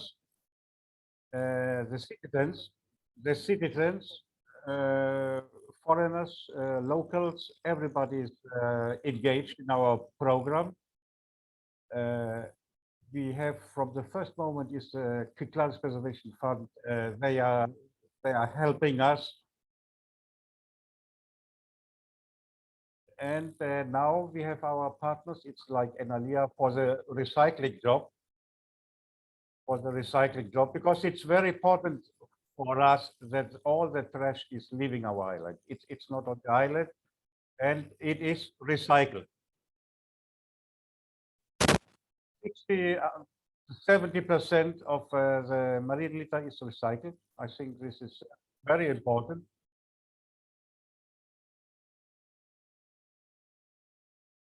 That's it, yes. Okay, thank you. And Mrs. Kardara? Well, we work with municipalities, first of all, because municipalities are the main actors, the main players managing and improving waste-related infrastructures. So they're the most important partners and players for any action to be successful. We had a very good and close cooperation with the municipality of Kimolos in 2021, and this was very critical for the successful result we got.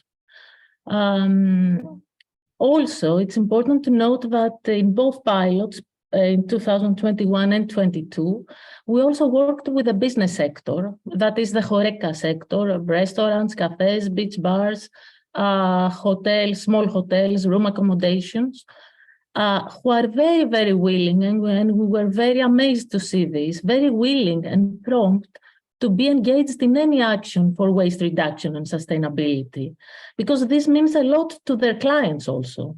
We have to keep this in mind. And we believe it is highly advisable to fully understand the needs of the companies and also have a very clear and precise cooperation framework. What are the obligations and rights of all the cooperating parties? And there needs to be also, in both the pilots, what we did is that we had a very close and frequent interaction with the companies almost every day, face-to-face, throughout the action to solve any technical issues and also make improvements, because improving what you do is very important. That's what that's our experience. I would be happy to hear the experiences of others also. Of course. I believe that we all agree with you.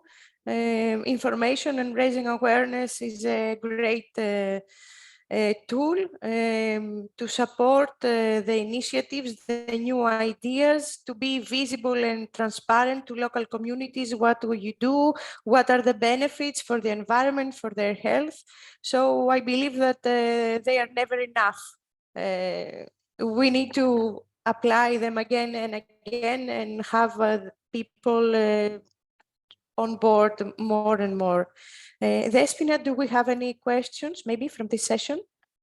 There was a question for Tilos project, but I think that Mr. Polychronopoulos has left, so have his email and we can pose the question directly.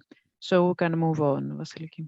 Of course, we will transfer the question to Mr. Polychronopoulos. Now, since we are running late, if it's not too hard for you, we suggest to continue with the last 4 presentations in order to gain some time and not to keep you too long.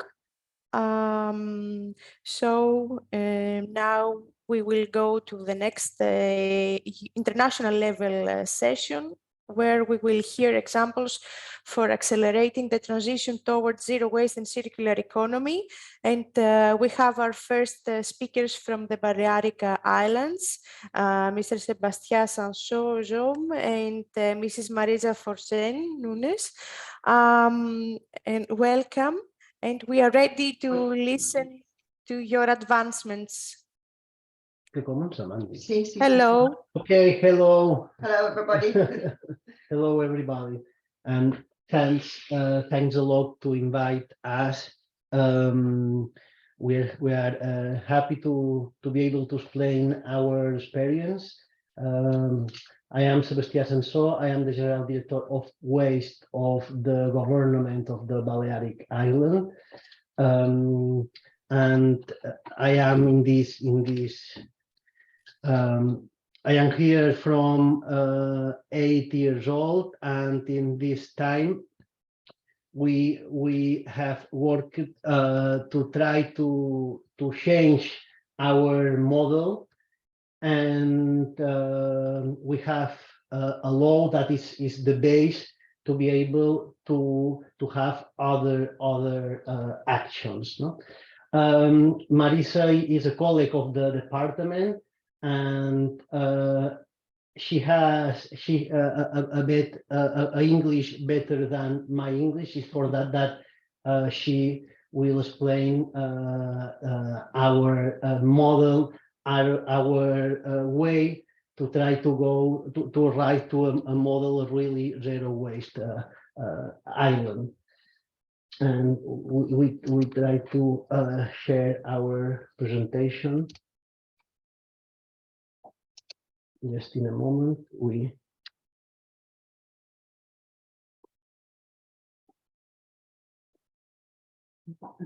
now, Marisa, this for you. Okay, thank you.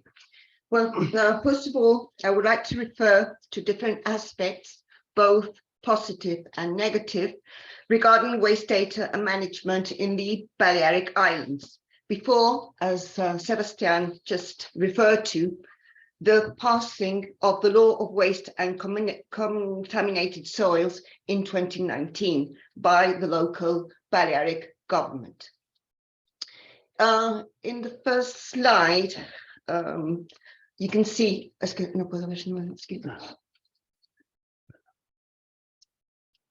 and I think this is the case of most of the islands within the Mediterranean area.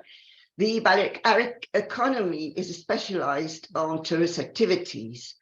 Therefore, we have that the 37% of the GA value of the Balearic Islands correspond to trade activities, transport, and hotel catering industry.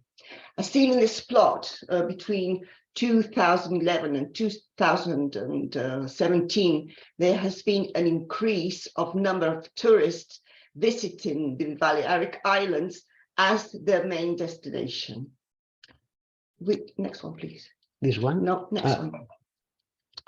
Here we have a plot in relationship between tourism and waste production, which is quite analog to the one by Despina in relation to 5 other islands belonging to the Greek community. As we can see, this is quite clear. We have 2 peaks of municipal waste generation, which correspond to July and August. But also there is a range between May and September, which is quite considerable. It's not only focused on these 2 months. Here we have, so to say, a more expanded period of time where really the population, and especially tourist population, is considerably increased. Yes. Okay, other data related to the Balearic Islands. We have here the flow movements of waste. And in this case, we have flows involving inter-islands, which is basically between Ibiza and Mallorca, and also between Minorca and Mallorca. Be Mallorca the main island, as everybody knows. And in this case, this plot, which corresponds to 2017, reveals that only the organic fraction treated was around 2.6% of the waste generated, whereas 15% was corresponded to selective collection. Well, here we have another slide of the Spanish autonomous communities, where we can see that the municipal waste generation of the Balearic Islands is in kilos inhabitant, corresponding to the year 2019, is of 738, which is well above the rest of the communities, as shown in red in this case. Well, we have here another slide which has with the evidences of impacts of plastic products. Well, once related to the marine environment, with the presence of microplastics in the tissues of commercial fish of our waters, according to the Spanish Institute of Oceanography, being the main cause of death of the Balearic shearwater, the most threatened seabird in Europe and endemic to the Balearic Islands. And in relation to marine litter, coastal cleanup, we have 30 boats in the Balearic coast from June to September, which the main results reveal that in 2017, around 50% of the collected waste corresponded to plastics. Well, here we have another slide with further information, which corresponds to the study of urine, corresponding to 20 volunteers from different fields of well-known in the Balearic Islands. And this study reveals the presence of an average of 21 of the 27 components present in plastic products. Well, up to now, we have been focusing on the negative aspects before the passing of this local law. But now there were eventually good practices, as the one in Sporlas, which is a small town in the island of Mallorca of nearly 5,000 inhabitants, whereas in the year 2006, it started the door-to-door organic waste collection, and 3 years later, in 2009, the collection of fractions and the red rejection bag was developed. In this case, we can see a plot of the evolution of the selective waste collection versus the residual waste. We can see good, I would say, evolution from 2005 to 2015 as regards to the selective waste collection, which achieves a figure of 76% of selective collection, whereas there's been a considerable decrease in the residual waste and refuse, down up to 23% in the year 2015. Another good example of good practices we have in Sant Llorenç, also in Mallorca, with more than 8,000 inhabitants, and very tourist area with around 20,000 hotel beds, which is considerable again. In the year 2009, it started the door-to-door collection by weighing large generations, like in the case of hotels. There has been a decrease again from 9,000 tons in the year 2008 to 6,500 tons in the year 2014 of waste generation. More good practices.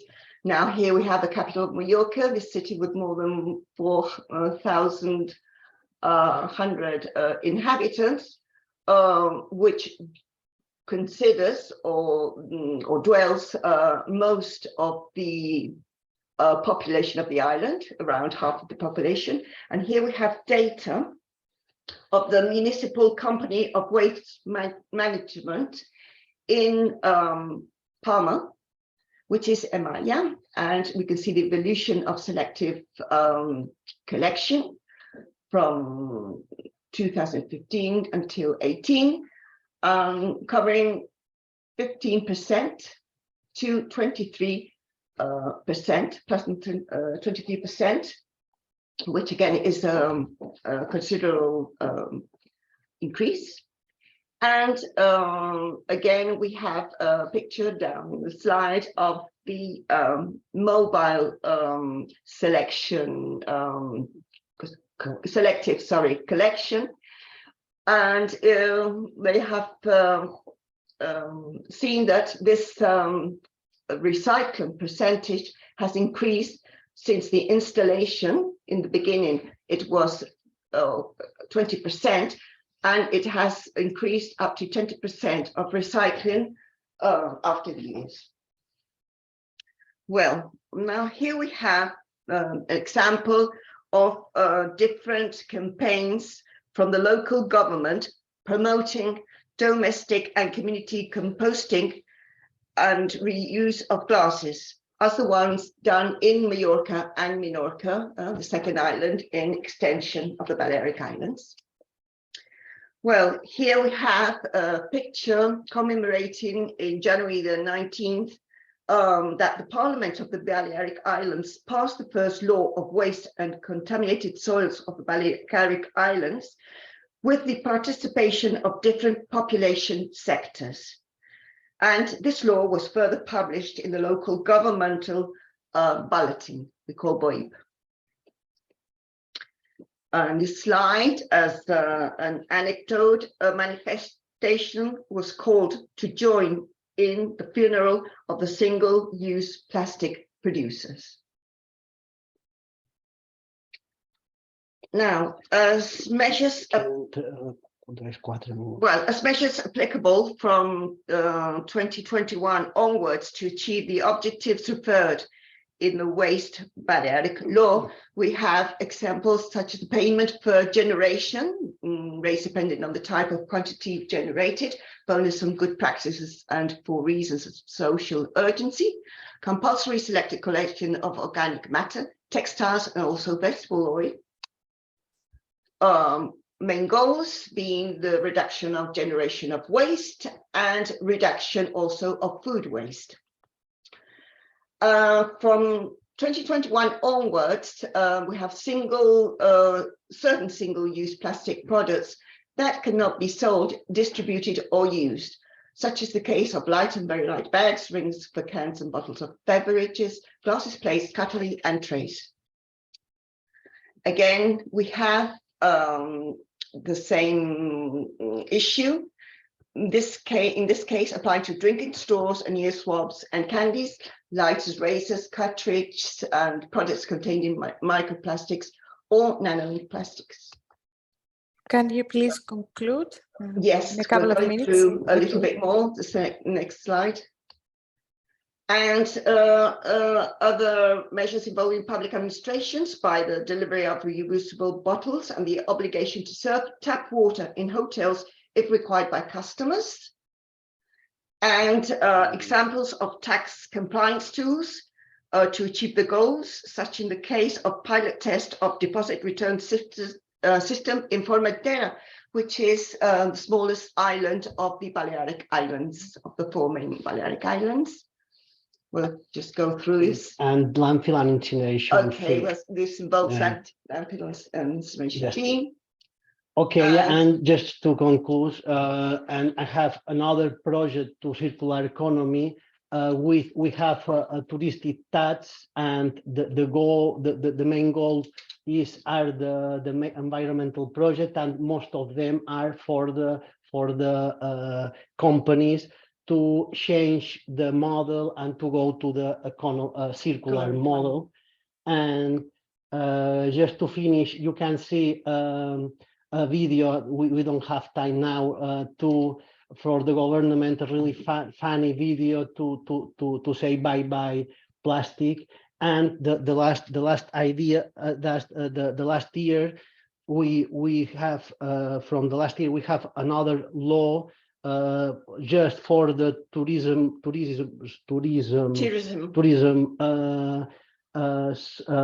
environment sustainable, and of the hotels need to have a plan for the circularity. And thanks a lot, and if you have questions, maybe at the end of this panel we have some time. Okay. Thank you very much, the representatives from the Balearic Islands. It's very inspiring to see all the different economic tools and the fees and taxes that you use, and also the clever campaigns and the videos that you use to inspire people and encourage them to participate more in sustainable waste management practices. Thank you. And now let's welcome Mr. Francesco Lempo, the Deputy Secretary General from the very well-known European International Network, ACR Plus, for cities and regions. Welcome. Thank you very much, Vasiliki. Thanks for the invitation. It was a very inspiring morning of nice and contribution from other speakers. It's a pleasure for me to speak immediately afterward, Sebastià, because some of the data we collected with our work on waste and island and with the link with tourism is through an Interreg project that saw Mallorca as one of the key implementing partners. Maybe let me start with a presentation.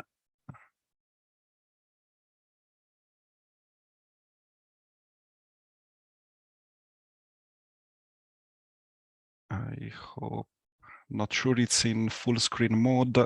Tell me if you have any problem. Very shortly. Not yet. Excuse me, we see it in the presenters. It's not full screen yet. Okay, just give me a second. Now Great. It should work.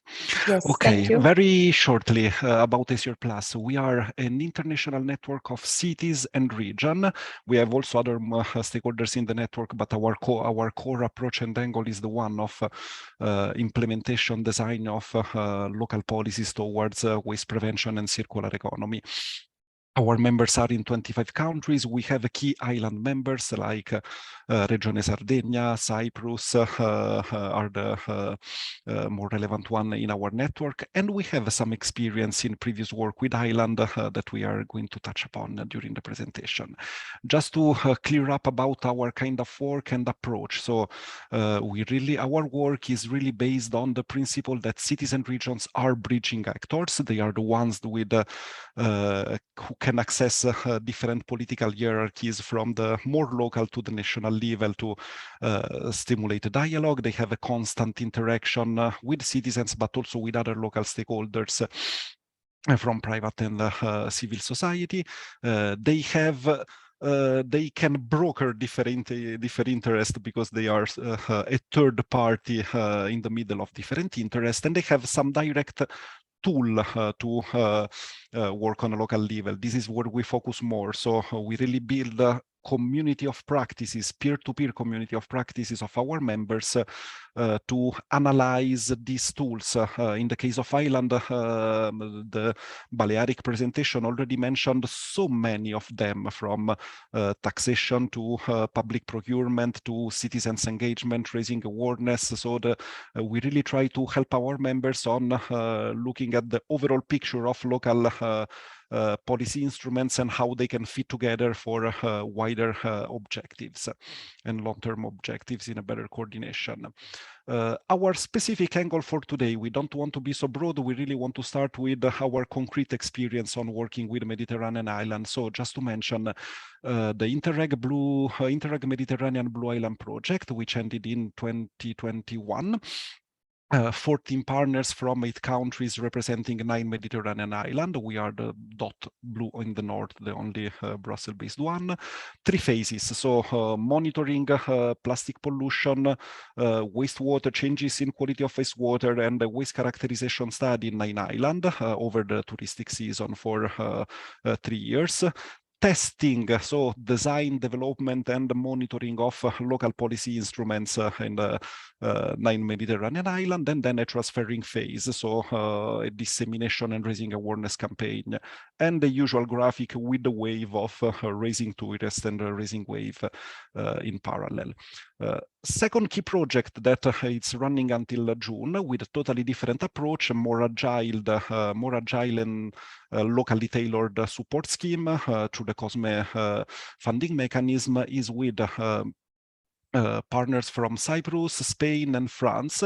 We are working on we worked on, because the project ends in June, on a transnational scheme to directly support with the vouchering system tourism SMEs, so to getting environmental certification, to improve environmental performance through capacity building trainings and face-to-face international event to help matchmaking, helping them to create synergies with environmental improvement, performance improvement objectives, and facilitating them to access to environmental certification. So our key experience is from analyzing variation in waste production and policy instrument through testing some concrete instrument on helping micro and small private stakeholders in the tourism area mitigate the impact of this waste variation. Few lessons learned. So let's start from the positive one. So what are the advantages of insularity? What we called somehow a proximity effect. So really looking somehow of an easier coordination of regional and local policies. We are not talking the Balearic and Mallorca case, which is also highly coordinated. We are talking about Sardinia, where they had a similar, if not even more rapid increase of separate collection rate in a bit more than 10 years. And it started with, of course, compulsory selection, separate collection of bio-waste, an increase of the landfill tax, the introduction of a bonus-malus system for the management of residual waste for municipalities that gives really set standard for a well-perceived by municipalities system of awards and penalties based on separate collection performances. Of course, somehow also door-to-door was one of the key preferred model for collection promoted in Sardinia, and all this was also complemented with a comprehensive transversal regional strategic green public procurement plan with an extensive planning of training for local authorities. I'm sorry if I'm going too far, but 10 minutes are a bit short. Just to give also the idea about the advantages of proximity, the other small example is in the island of Morcherol, where it was the direct communication between local administration and small businesses really helped and on testing technical solution on restaurateur and catering HoReCa sectors, on small operators to look at the rates and type of generated waste, and to test a small decentralized solution for thermal waste composter, with the solar panels. Looking at the key challenge we looked upon through this project is, of course, the large number of non-residents with many different impacts, because tourists are not an easy to get target for information, raising awareness, and also they have a big impact on the yearly balance of and capacity of waste treatment unit. Some nice solution we looked at through the couple of projects I mentioned before, like in the Kirk Island in the Croatia, where there was an extensive engagement and raising awareness activity with households and hotels as mediators and facilitators of the contact through tourists, by providing necessary information, bins, clarification on the waste collection system, and giving also responsibility to household and hotels on tourist waste. And a nice overall raising awareness campaign and citizens and tourist award campaign called the Blue Bag Kirk. Key challenges, key lessons, and how to look ahead. So we tested how to look at and support a policy instrument. We tested, and we are now standardizing a bit the lesson learned through direct support schemes to private operators to help in support in reaching environmental performance and objectives. We know that there's a greater consensus towards the ecological transition and related measures, with some buts, because Sebastián and from the Balearic Island, we had the good example of Pago por Generación and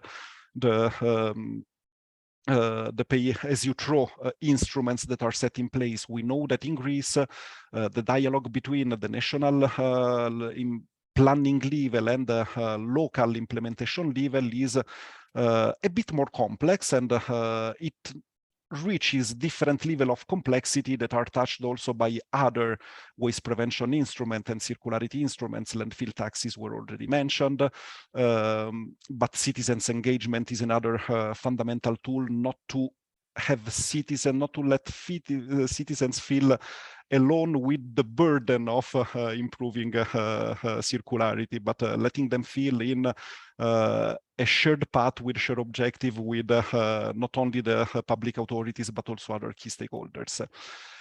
An integrated approach, including policy, industry, community, and mediated and facilitated by the public authority. And a good mediation between local and overall national or EU level objectives. Somehow also the COSME project example is useful for more targeted and agile policies. So even sometimes when new laws and new regional frameworks are set, it still helps to go directly towards implementing parties. In the tourism project case, we are talking about tourism SMEs. We will be able to, I will share some link where we will have results published soon. Last point that maybe for the next conference it would be nice to deepen up together is really the linkages between EU level enabling frameworks and circularity and resource material efficiency and sufficiency in Ireland.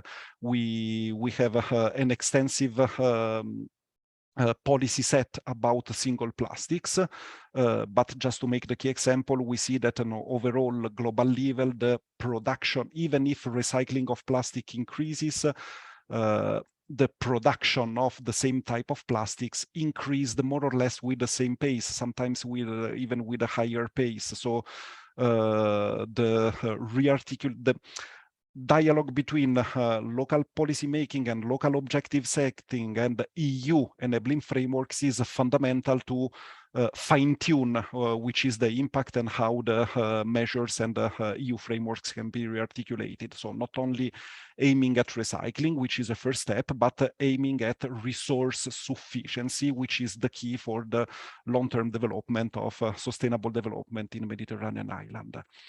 I hope I've been in the time slot I had, and I'm leaving you two project website links where you will find useful resources that I mentioned. And please come also in on our website, because we have many technical publications that I think would be interesting for you. The last one we published in February, it was about benchmarking food waste prevention measure, local food waste prevention policies and measures. Thank you, Mr. Lembo. Thank you for providing all this information and the useful links in the end. I think that many local authorities and waste management practitioners and civil society organizations can utilize all these nice reports that are published and the guidelines from the European international networks, and get inspired and learn how to make their own plans. And now you give me the chance exactly to go to this to the next presentation, where Zero Waste Cities and two representatives, Mrs. Elena Economou and Mrs. Kaisa Karjalainen, sorry, apologies for the pronunciation, will explain the methodology for adopting the zero waste at local level. Welcome. Hello from me. One moment to share the screen. I'm sorry.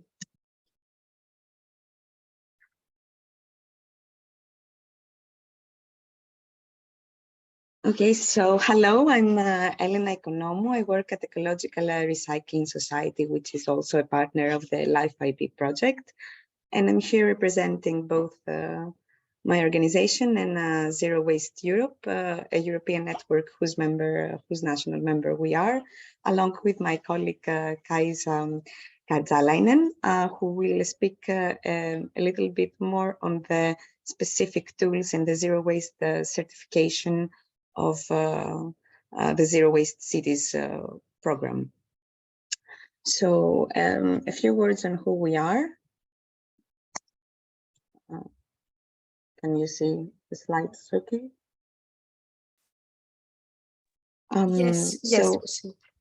So Zero Waste Europe is a European network of communities, NGOs, and experts and local authorities personnel who's working towards the implementation of zero waste strategies on many levels, including the local governments. It was created in 2014 as the European regional branch of GEA organization, the Global Alliance for Incinerator Alternatives, and it has become a key environmental network in Europe.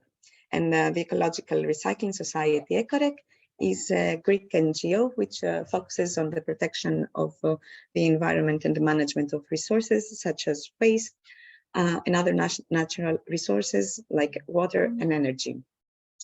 Founded in 1990, ECOREC has since then participated and led a variety of projects, actions, and initiatives at the regional, local, national level, as well as at the international level. So why zero waste? And why zero waste is something that islands and all municipalities should be considering.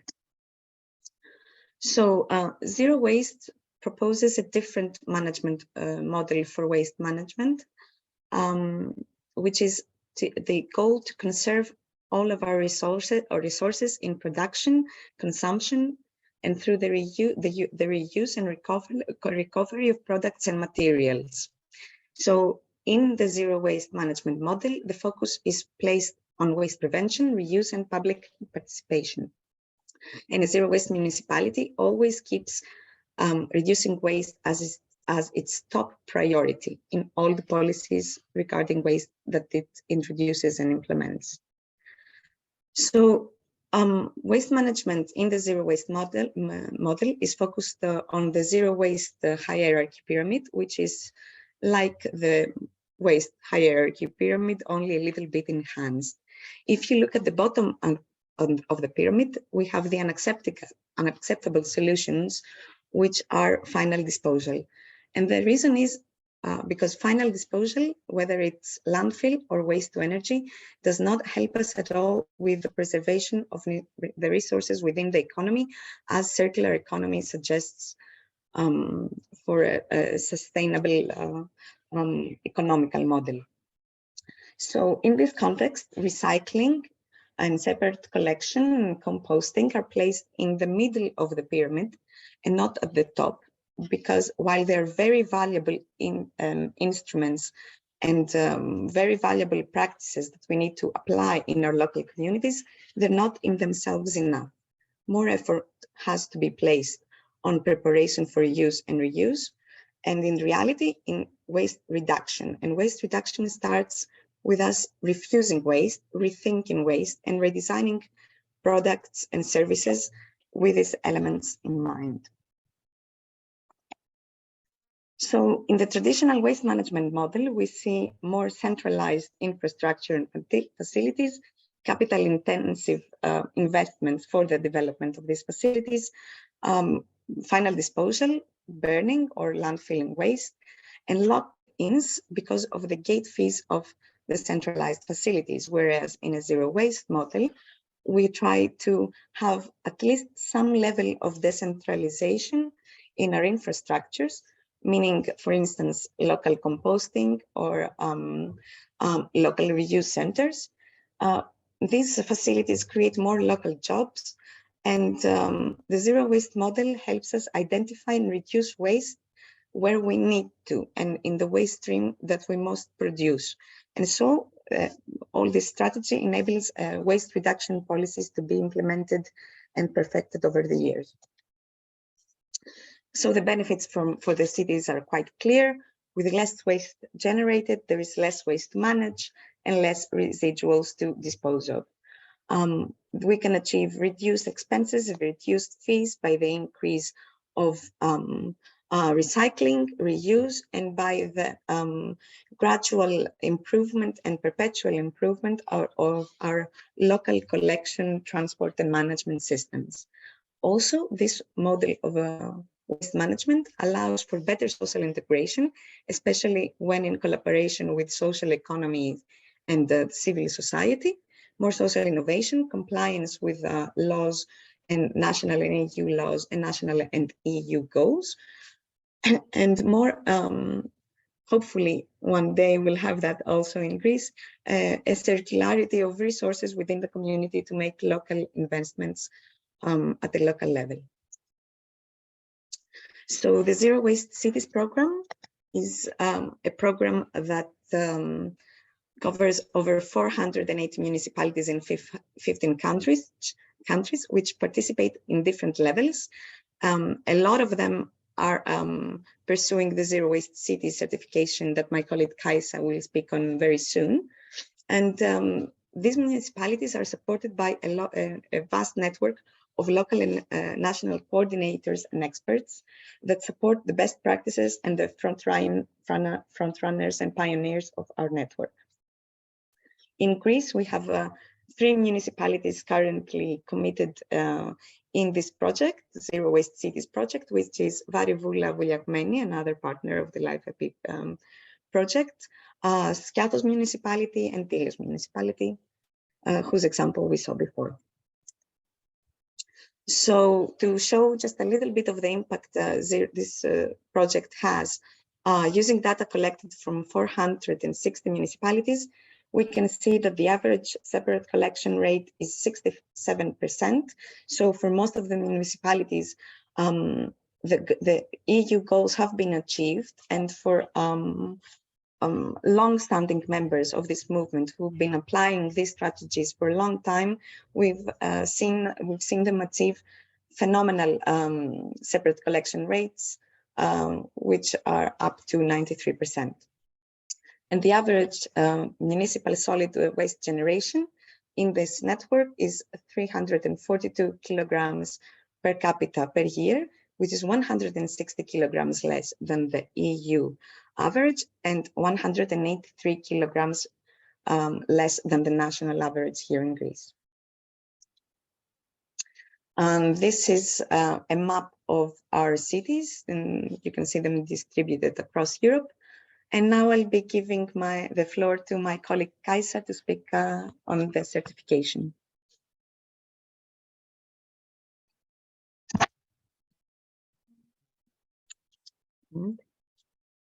Kaisa? Okay, great. Thank you, Elena, for introducing us to the Zero Waste Cities model. And I will now take you on a journey to see how all of this and how the results that the Zero Waste Cities network has generated, how is it living on, and how have we structured it into a new format. I will share my screen so you can follow along, and we are good to go. And my name is Kaisa Karjalainen, and I lead on the Mission Zero Academy on the European level, and we work with our different members and partners in different countries of Europe.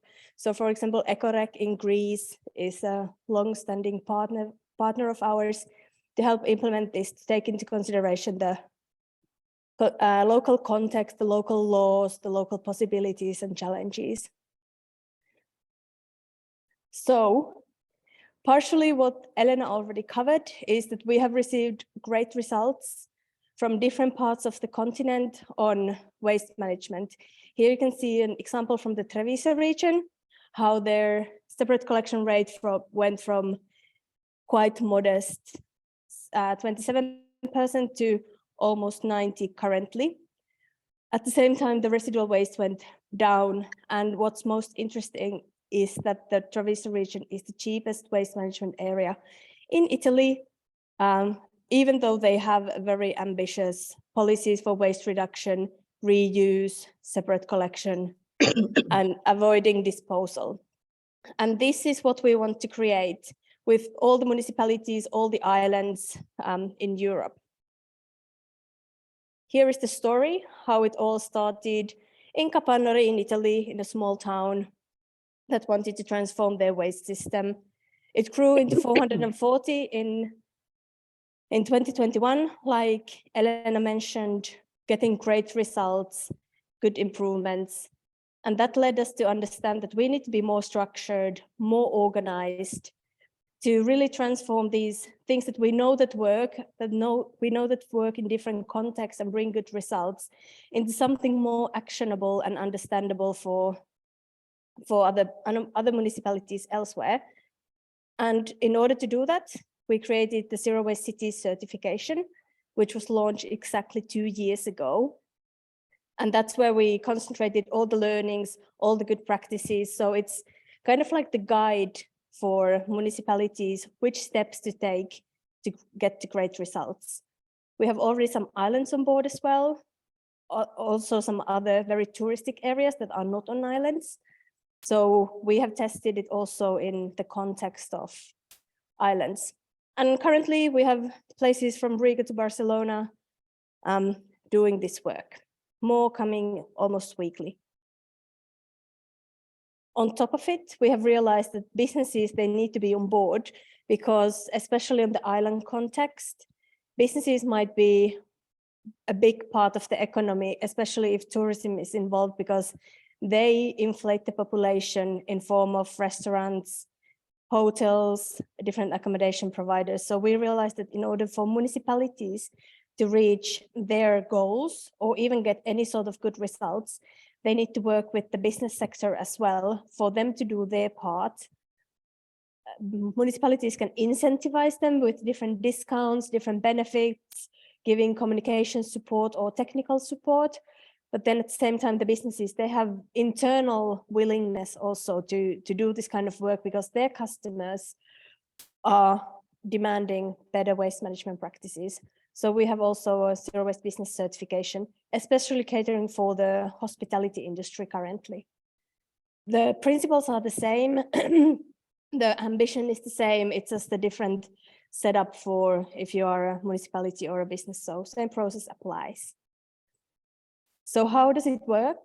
First of all, the municipality, island, they need to choose to be a champion or need to choose to change something to have that willingness to make the changes. Then they would meet our experts. For example, Elena has been working with the Greek islands and municipalities to help them understand what's their starting point and what they would need to do.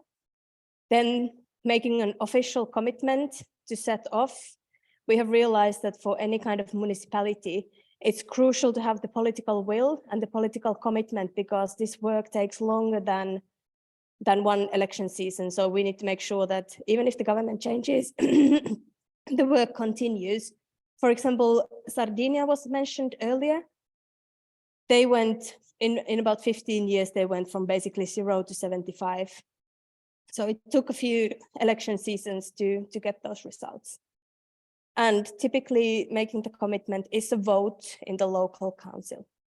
Once that's done, we recognize them as a candidate zero waste city, or for the businesses, candidate business, to get started on the work.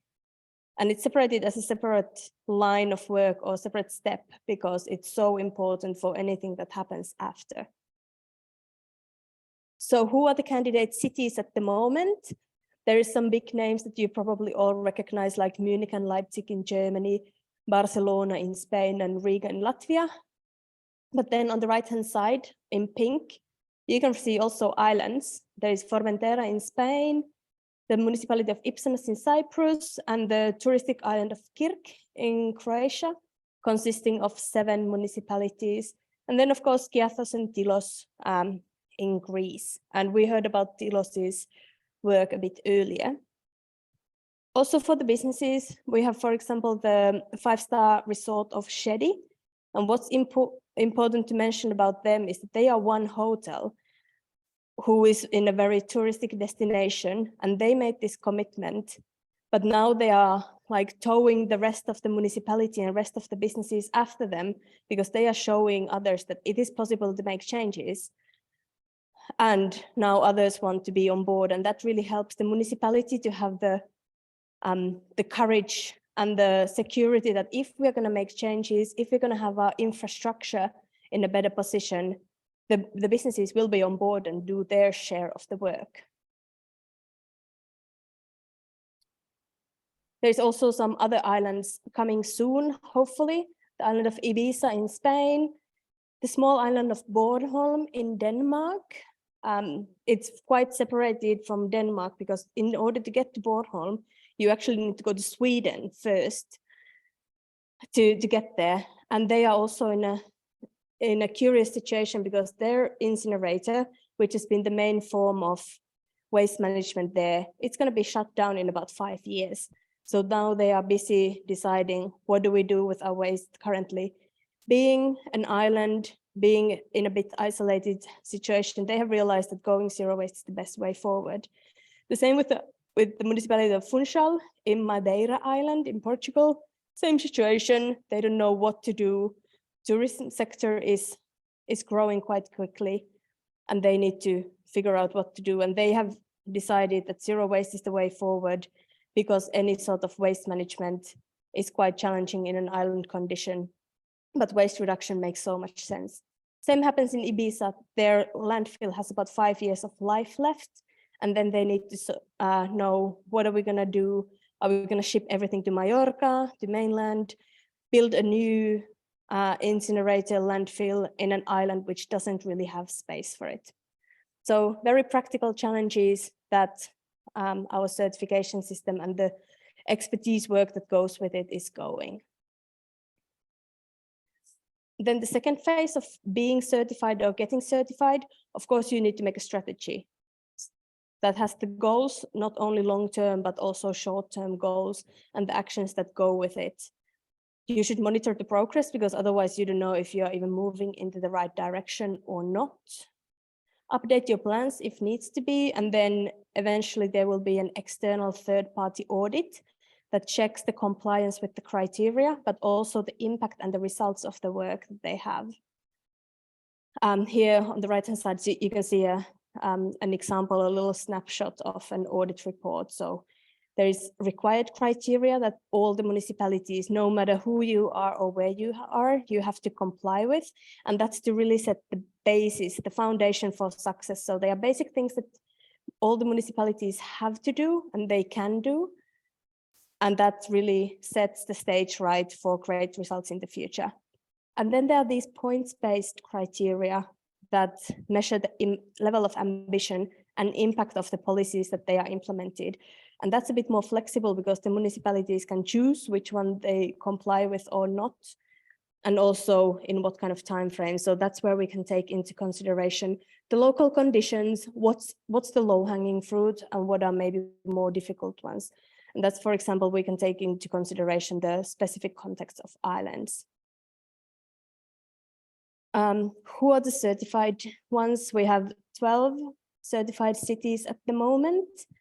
They are from Slovenia, Spain, Italy, and Germany at the moment.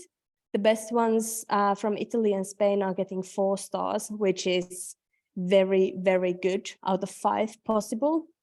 What 1-star certification means that they are already above the European average and they are reaching the goals of the European Union that we have currently, for example, plus they have ambitious reduction and reuse policies. So having only 1 star is nothing to be ashamed of. It's really something to be proud of and celebrate. And that's really showing that zero waste is a journey. It doesn't happen overnight, but they are already well on their way on the journey. Getting to 4 stars means that you are really reaching the end quite soon. And on the business side, we have a hotel, which is in one of our certified zero waste cities. And that's how the 2 certifications play together, because the hotel is located in the very touristic area of Bled in Slovenia. And the tourism sector, it inflates the population by 10 times in the busy season. And that's why the municipality, in order for them to reach their results and just have the capacity and infrastructure to deal with everything, they need to work with the tourism sector hand in hand to do zero waste or do just any sort of waste management. And with the certification, we help businesses do the right thing and get the results that then in the end help the municipalities. Same with the restaurant. We have a Michelin star restaurant in Portugal that recently got certified, and they are the same, located in one of our candidate cities. So they work together to make the changes. So what are the benefits? Why should we even do this? Of course, through us, there is access to zero waste expertise. So you don't need to do everything on your own. You don't need to figure the best practices or what you need to do even on your own, because we have a network all across Europe to help you find the case studies, find the benchmarks for you. Many of the municipalities have saved money. Also businesses, like the Italian example in the beginning showed you, that it doesn't need to be always expensive. Of course, there is a level of investment required, but in the end, the cost should go down. You can be always sure that you're complying with the current and future European regulations. You can protect the health and environment for your people. We also, on the European level, want to give opportunities to showcase the work. If you're doing great, we want to let everybody know. For example, now in Spain, they have started to host study tours of municipalities to come and visit the location and see how they do things. And they have created even a tour concept for the local area to show others how they are doing zero waste. And of course, conclude your presentation, please. Yes. And of course, it gives a very positive and credible image for the whole area that also your local citizens can feel proud of. And that's all. I hope I managed to inspire you a bit and show how concretely municipalities and especially islands can change the way they see waste and handle their resources. Thank you very much. Thank you both for your joint presentation. This certification opportunity, I believe it is an important drive for businesses and local authorities.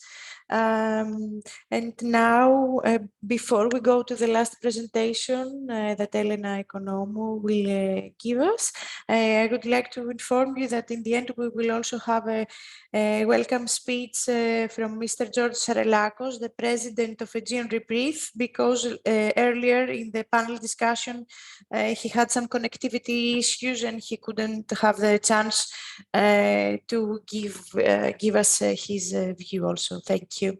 So Elena, if you please can conclude your presentation earlier than 10 minutes, it would be great.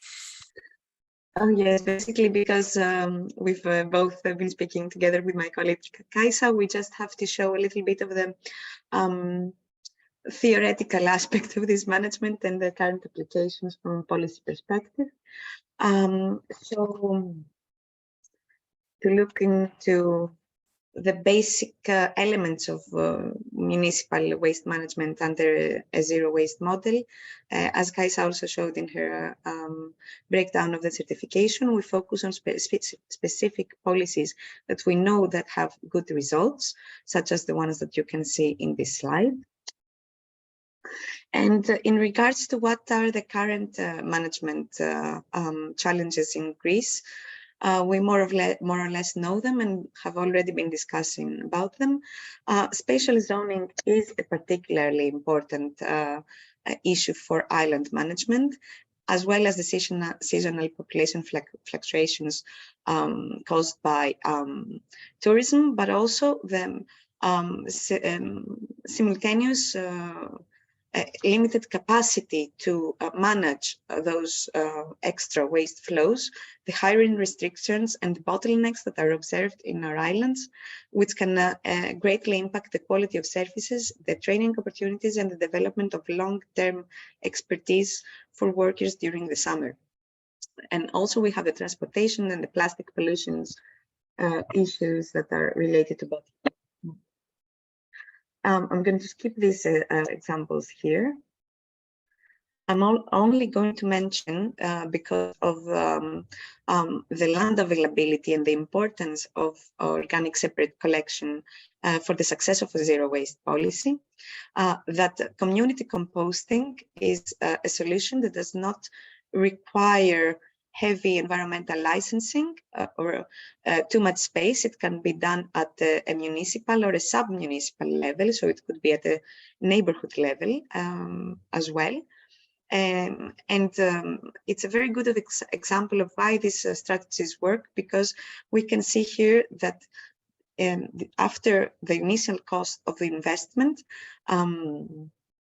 the cost for management of bio-waste is significantly lower than what it would be if it was still part of residual waste and going to a waste management facility along with the residual waste. So in Pontevedra, Spain, in just 3 years, they composted more than 2,000 tons of bio-waste, and they observed a significant reduction in costs, the costs of the process, once the 40% capture rate was achieved.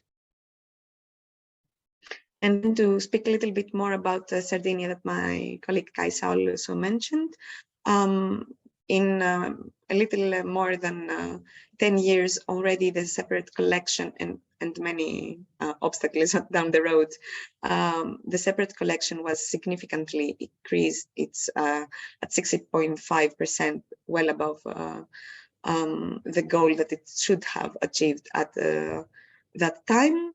And today it's one of the best performing islands, though we're speaking about a big island, 1.5 million of inhabitants.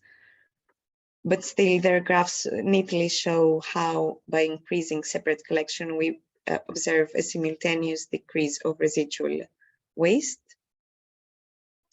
And then the island of Kirk, which was also already mentioned a couple of times already today, and with the support of the National Zero Waste Croatia members, Elenaxia, the seven municipalities have achieved great results, such as separate collection already at 62% after a year of implementation, and reduction on residual waste by 22%. And this can show the possibilities for Greek islands as well. It's a 22% decrease in residual waste is a significant waste management success. And I will close with mentioning again how these policies that we have observed succeeding again and again in best practices and have been embedded in the certification are the ones that are the best designed to offer good results for cases of touristic destinations and insularity, just like Greek islands are. 100% coverage of organic waste collection should be the priority for Greek islands, and we will definitely support and promote this model. And we've seen how well this model has worked in Tilos as well. Good sorting, good separate collection, door-to-door if possible, or as close to door-to-door as we can get it, because we do not only aim for perfect solutions, but also low-tech or easy solutions to get us to our mid-term and long-term goals. And economic incentives, both obligatory and voluntary for local stakeholders such as businesses, really help along the way as well. So that's all from me for now. Thank you very much for your attention. You can find me and Jack McGibbon's information at Zero Waste Europe at the bottom of this page, and we'd be happy to hear from you. Thank you, Elena. Thank you very much. And now please allow us to give the floor to Mr. Sarelakos George, the president of Aegean Rebreathe. We were sorry that you had these connectivity problems and you didn't participate in the discussion panel, but now we will be very happy to hear you and share with us briefly the activities done by Aegean Rebreathe. Hello, Mr. Sarelakos. Hello, Ms. Panaretou. Hi to everyone. Thank you for the invitation. Okay, I would start by saying that in Aegean Rebreathe we really avoid speaking about zero waste label, because first of all, this is a really difficult task to achieve. We are not so mature yet, at least here in Greece. And second of all, it's a complex issue that requires overall solutions and pilot projects and overall change of culture. So I'm not here to speak about zero waste practices. I'm here to speak about some local practices that have been developed as a national model. Aegean Rebreathe works on 6 pillars. We know that, as said before, the zero waste approach is a complex issue, holistic, and it requires holistic solutions. So from the very start of our activities, we focused on education, on research, on cleanups, on pilot projects, on promoting environmental democracy at local level. We think that it's really difficult to train or to present another approach to local societies. This is why from the very start of our activities, we cooperated with municipalities. Based on memorandums of cooperation with 18 municipalities, we developed the first network in Europe called marine litter collection stations. This is a station. There is a station in 18 islands based on 4-stream recycling bins that collects coastal and underwater rubbish waste, which are counted which are counted with the aim of gathering data that are sent back to municipalities in order to be aware of the main source of pollutions at the local level. Such a practice, combined with education, research, really demonstrates to the local societies the problem, the size of the problem. It was always impressive, as far as I remember, when local societies could really witness the size of pollution. Then we could see a lot of locals discussing about the problem, requiring solutions. So slowly we achieved into changing the attitude of some individuals, involving more individuals at local level, and creating a team at local level that could support our activities.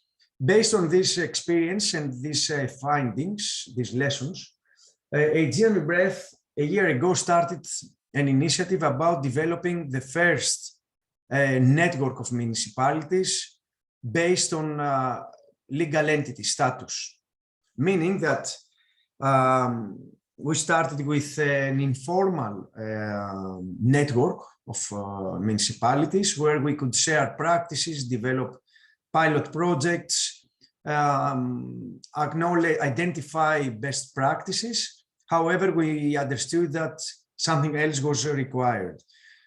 In this context, we started a procedure of inviting the municipal councils to vote into their in favor of a legal entity for this network, the Blue Municipalities Network.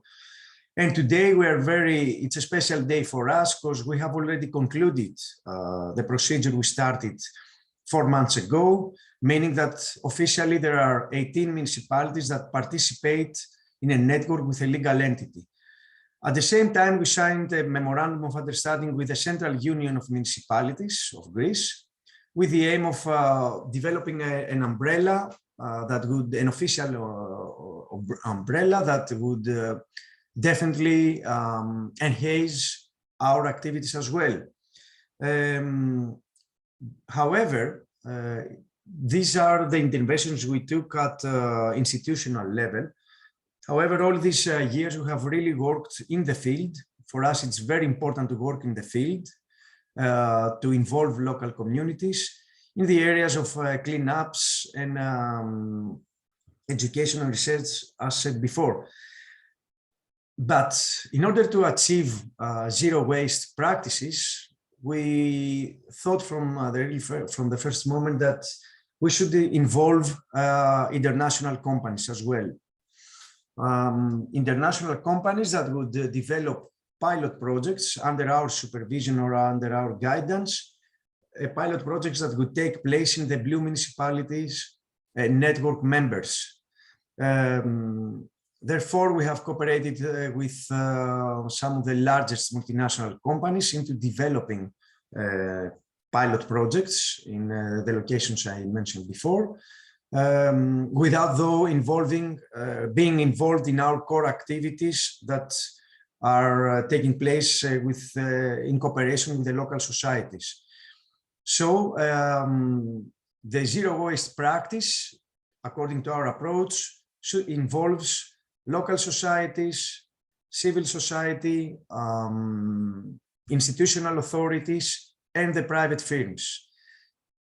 By establishing such a network and including other actors as well, like the National Research Center of Greece for Marine Environment, universities, we have developed a strong network that has built strong synergies, and we really hope that in the near future we will be able to export our practices at European level. Because in our view, everyone has a share on marine pollution and everyone has a responsibility for addressing marine pollution. That was a summary of how we witness marine pollution, and thank you for giving me the opportunity to share it with you. Thank you very much, Mr. Sarelakos. It was a pleasure to have you here with us, even in the end. Despina, do we have any questions maybe from the audience? Yes, there is a last question for Elena and Kaisa. If a school can be certified. So I don't know if Elena, you will answer this question. Yes, I will answer this question. No, at present, this certification is not addressed to schools. Schools are a part of the city certification program, however, and municipalities, so in that way only they're addressed. Municipalities are encouraged, obliged even, to promote educational projects in their schools. Okay, thank you very much, Elena.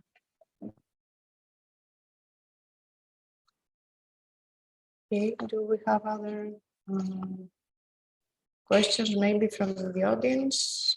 We already mentioned in the chat that we will share all the presentations with you in a couple of days once we collect them from the speakers, from all the speakers.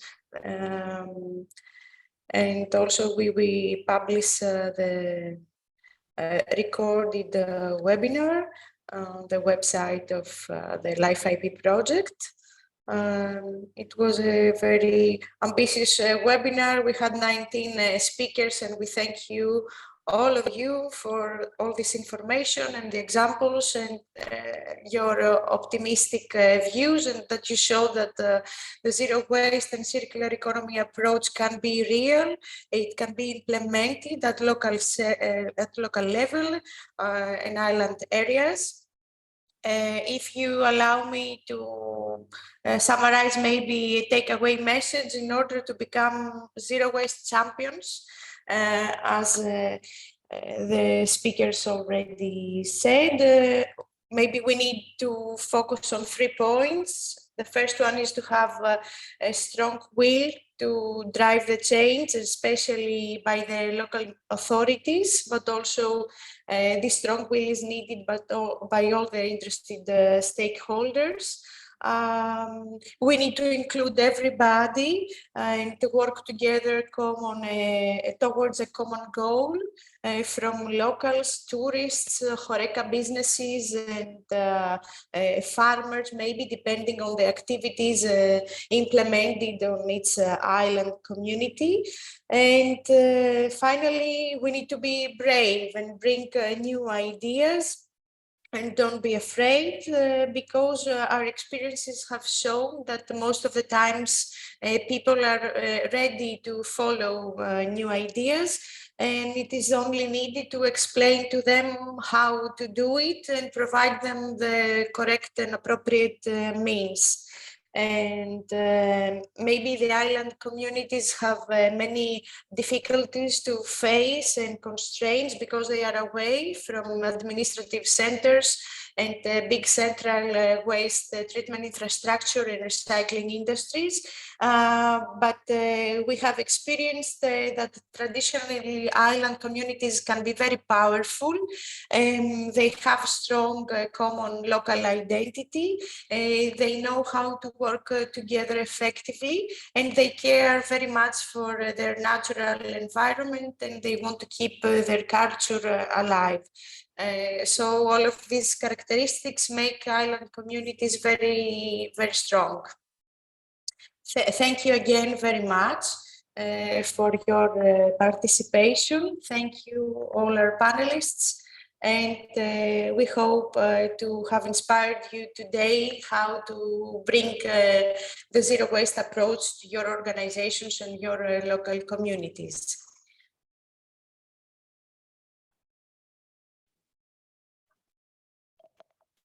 Thank you very much. Thank you. Thanks a lot. Bye bye. Thank you lots. Congratulations for the organization. Bye. Bye. Bye.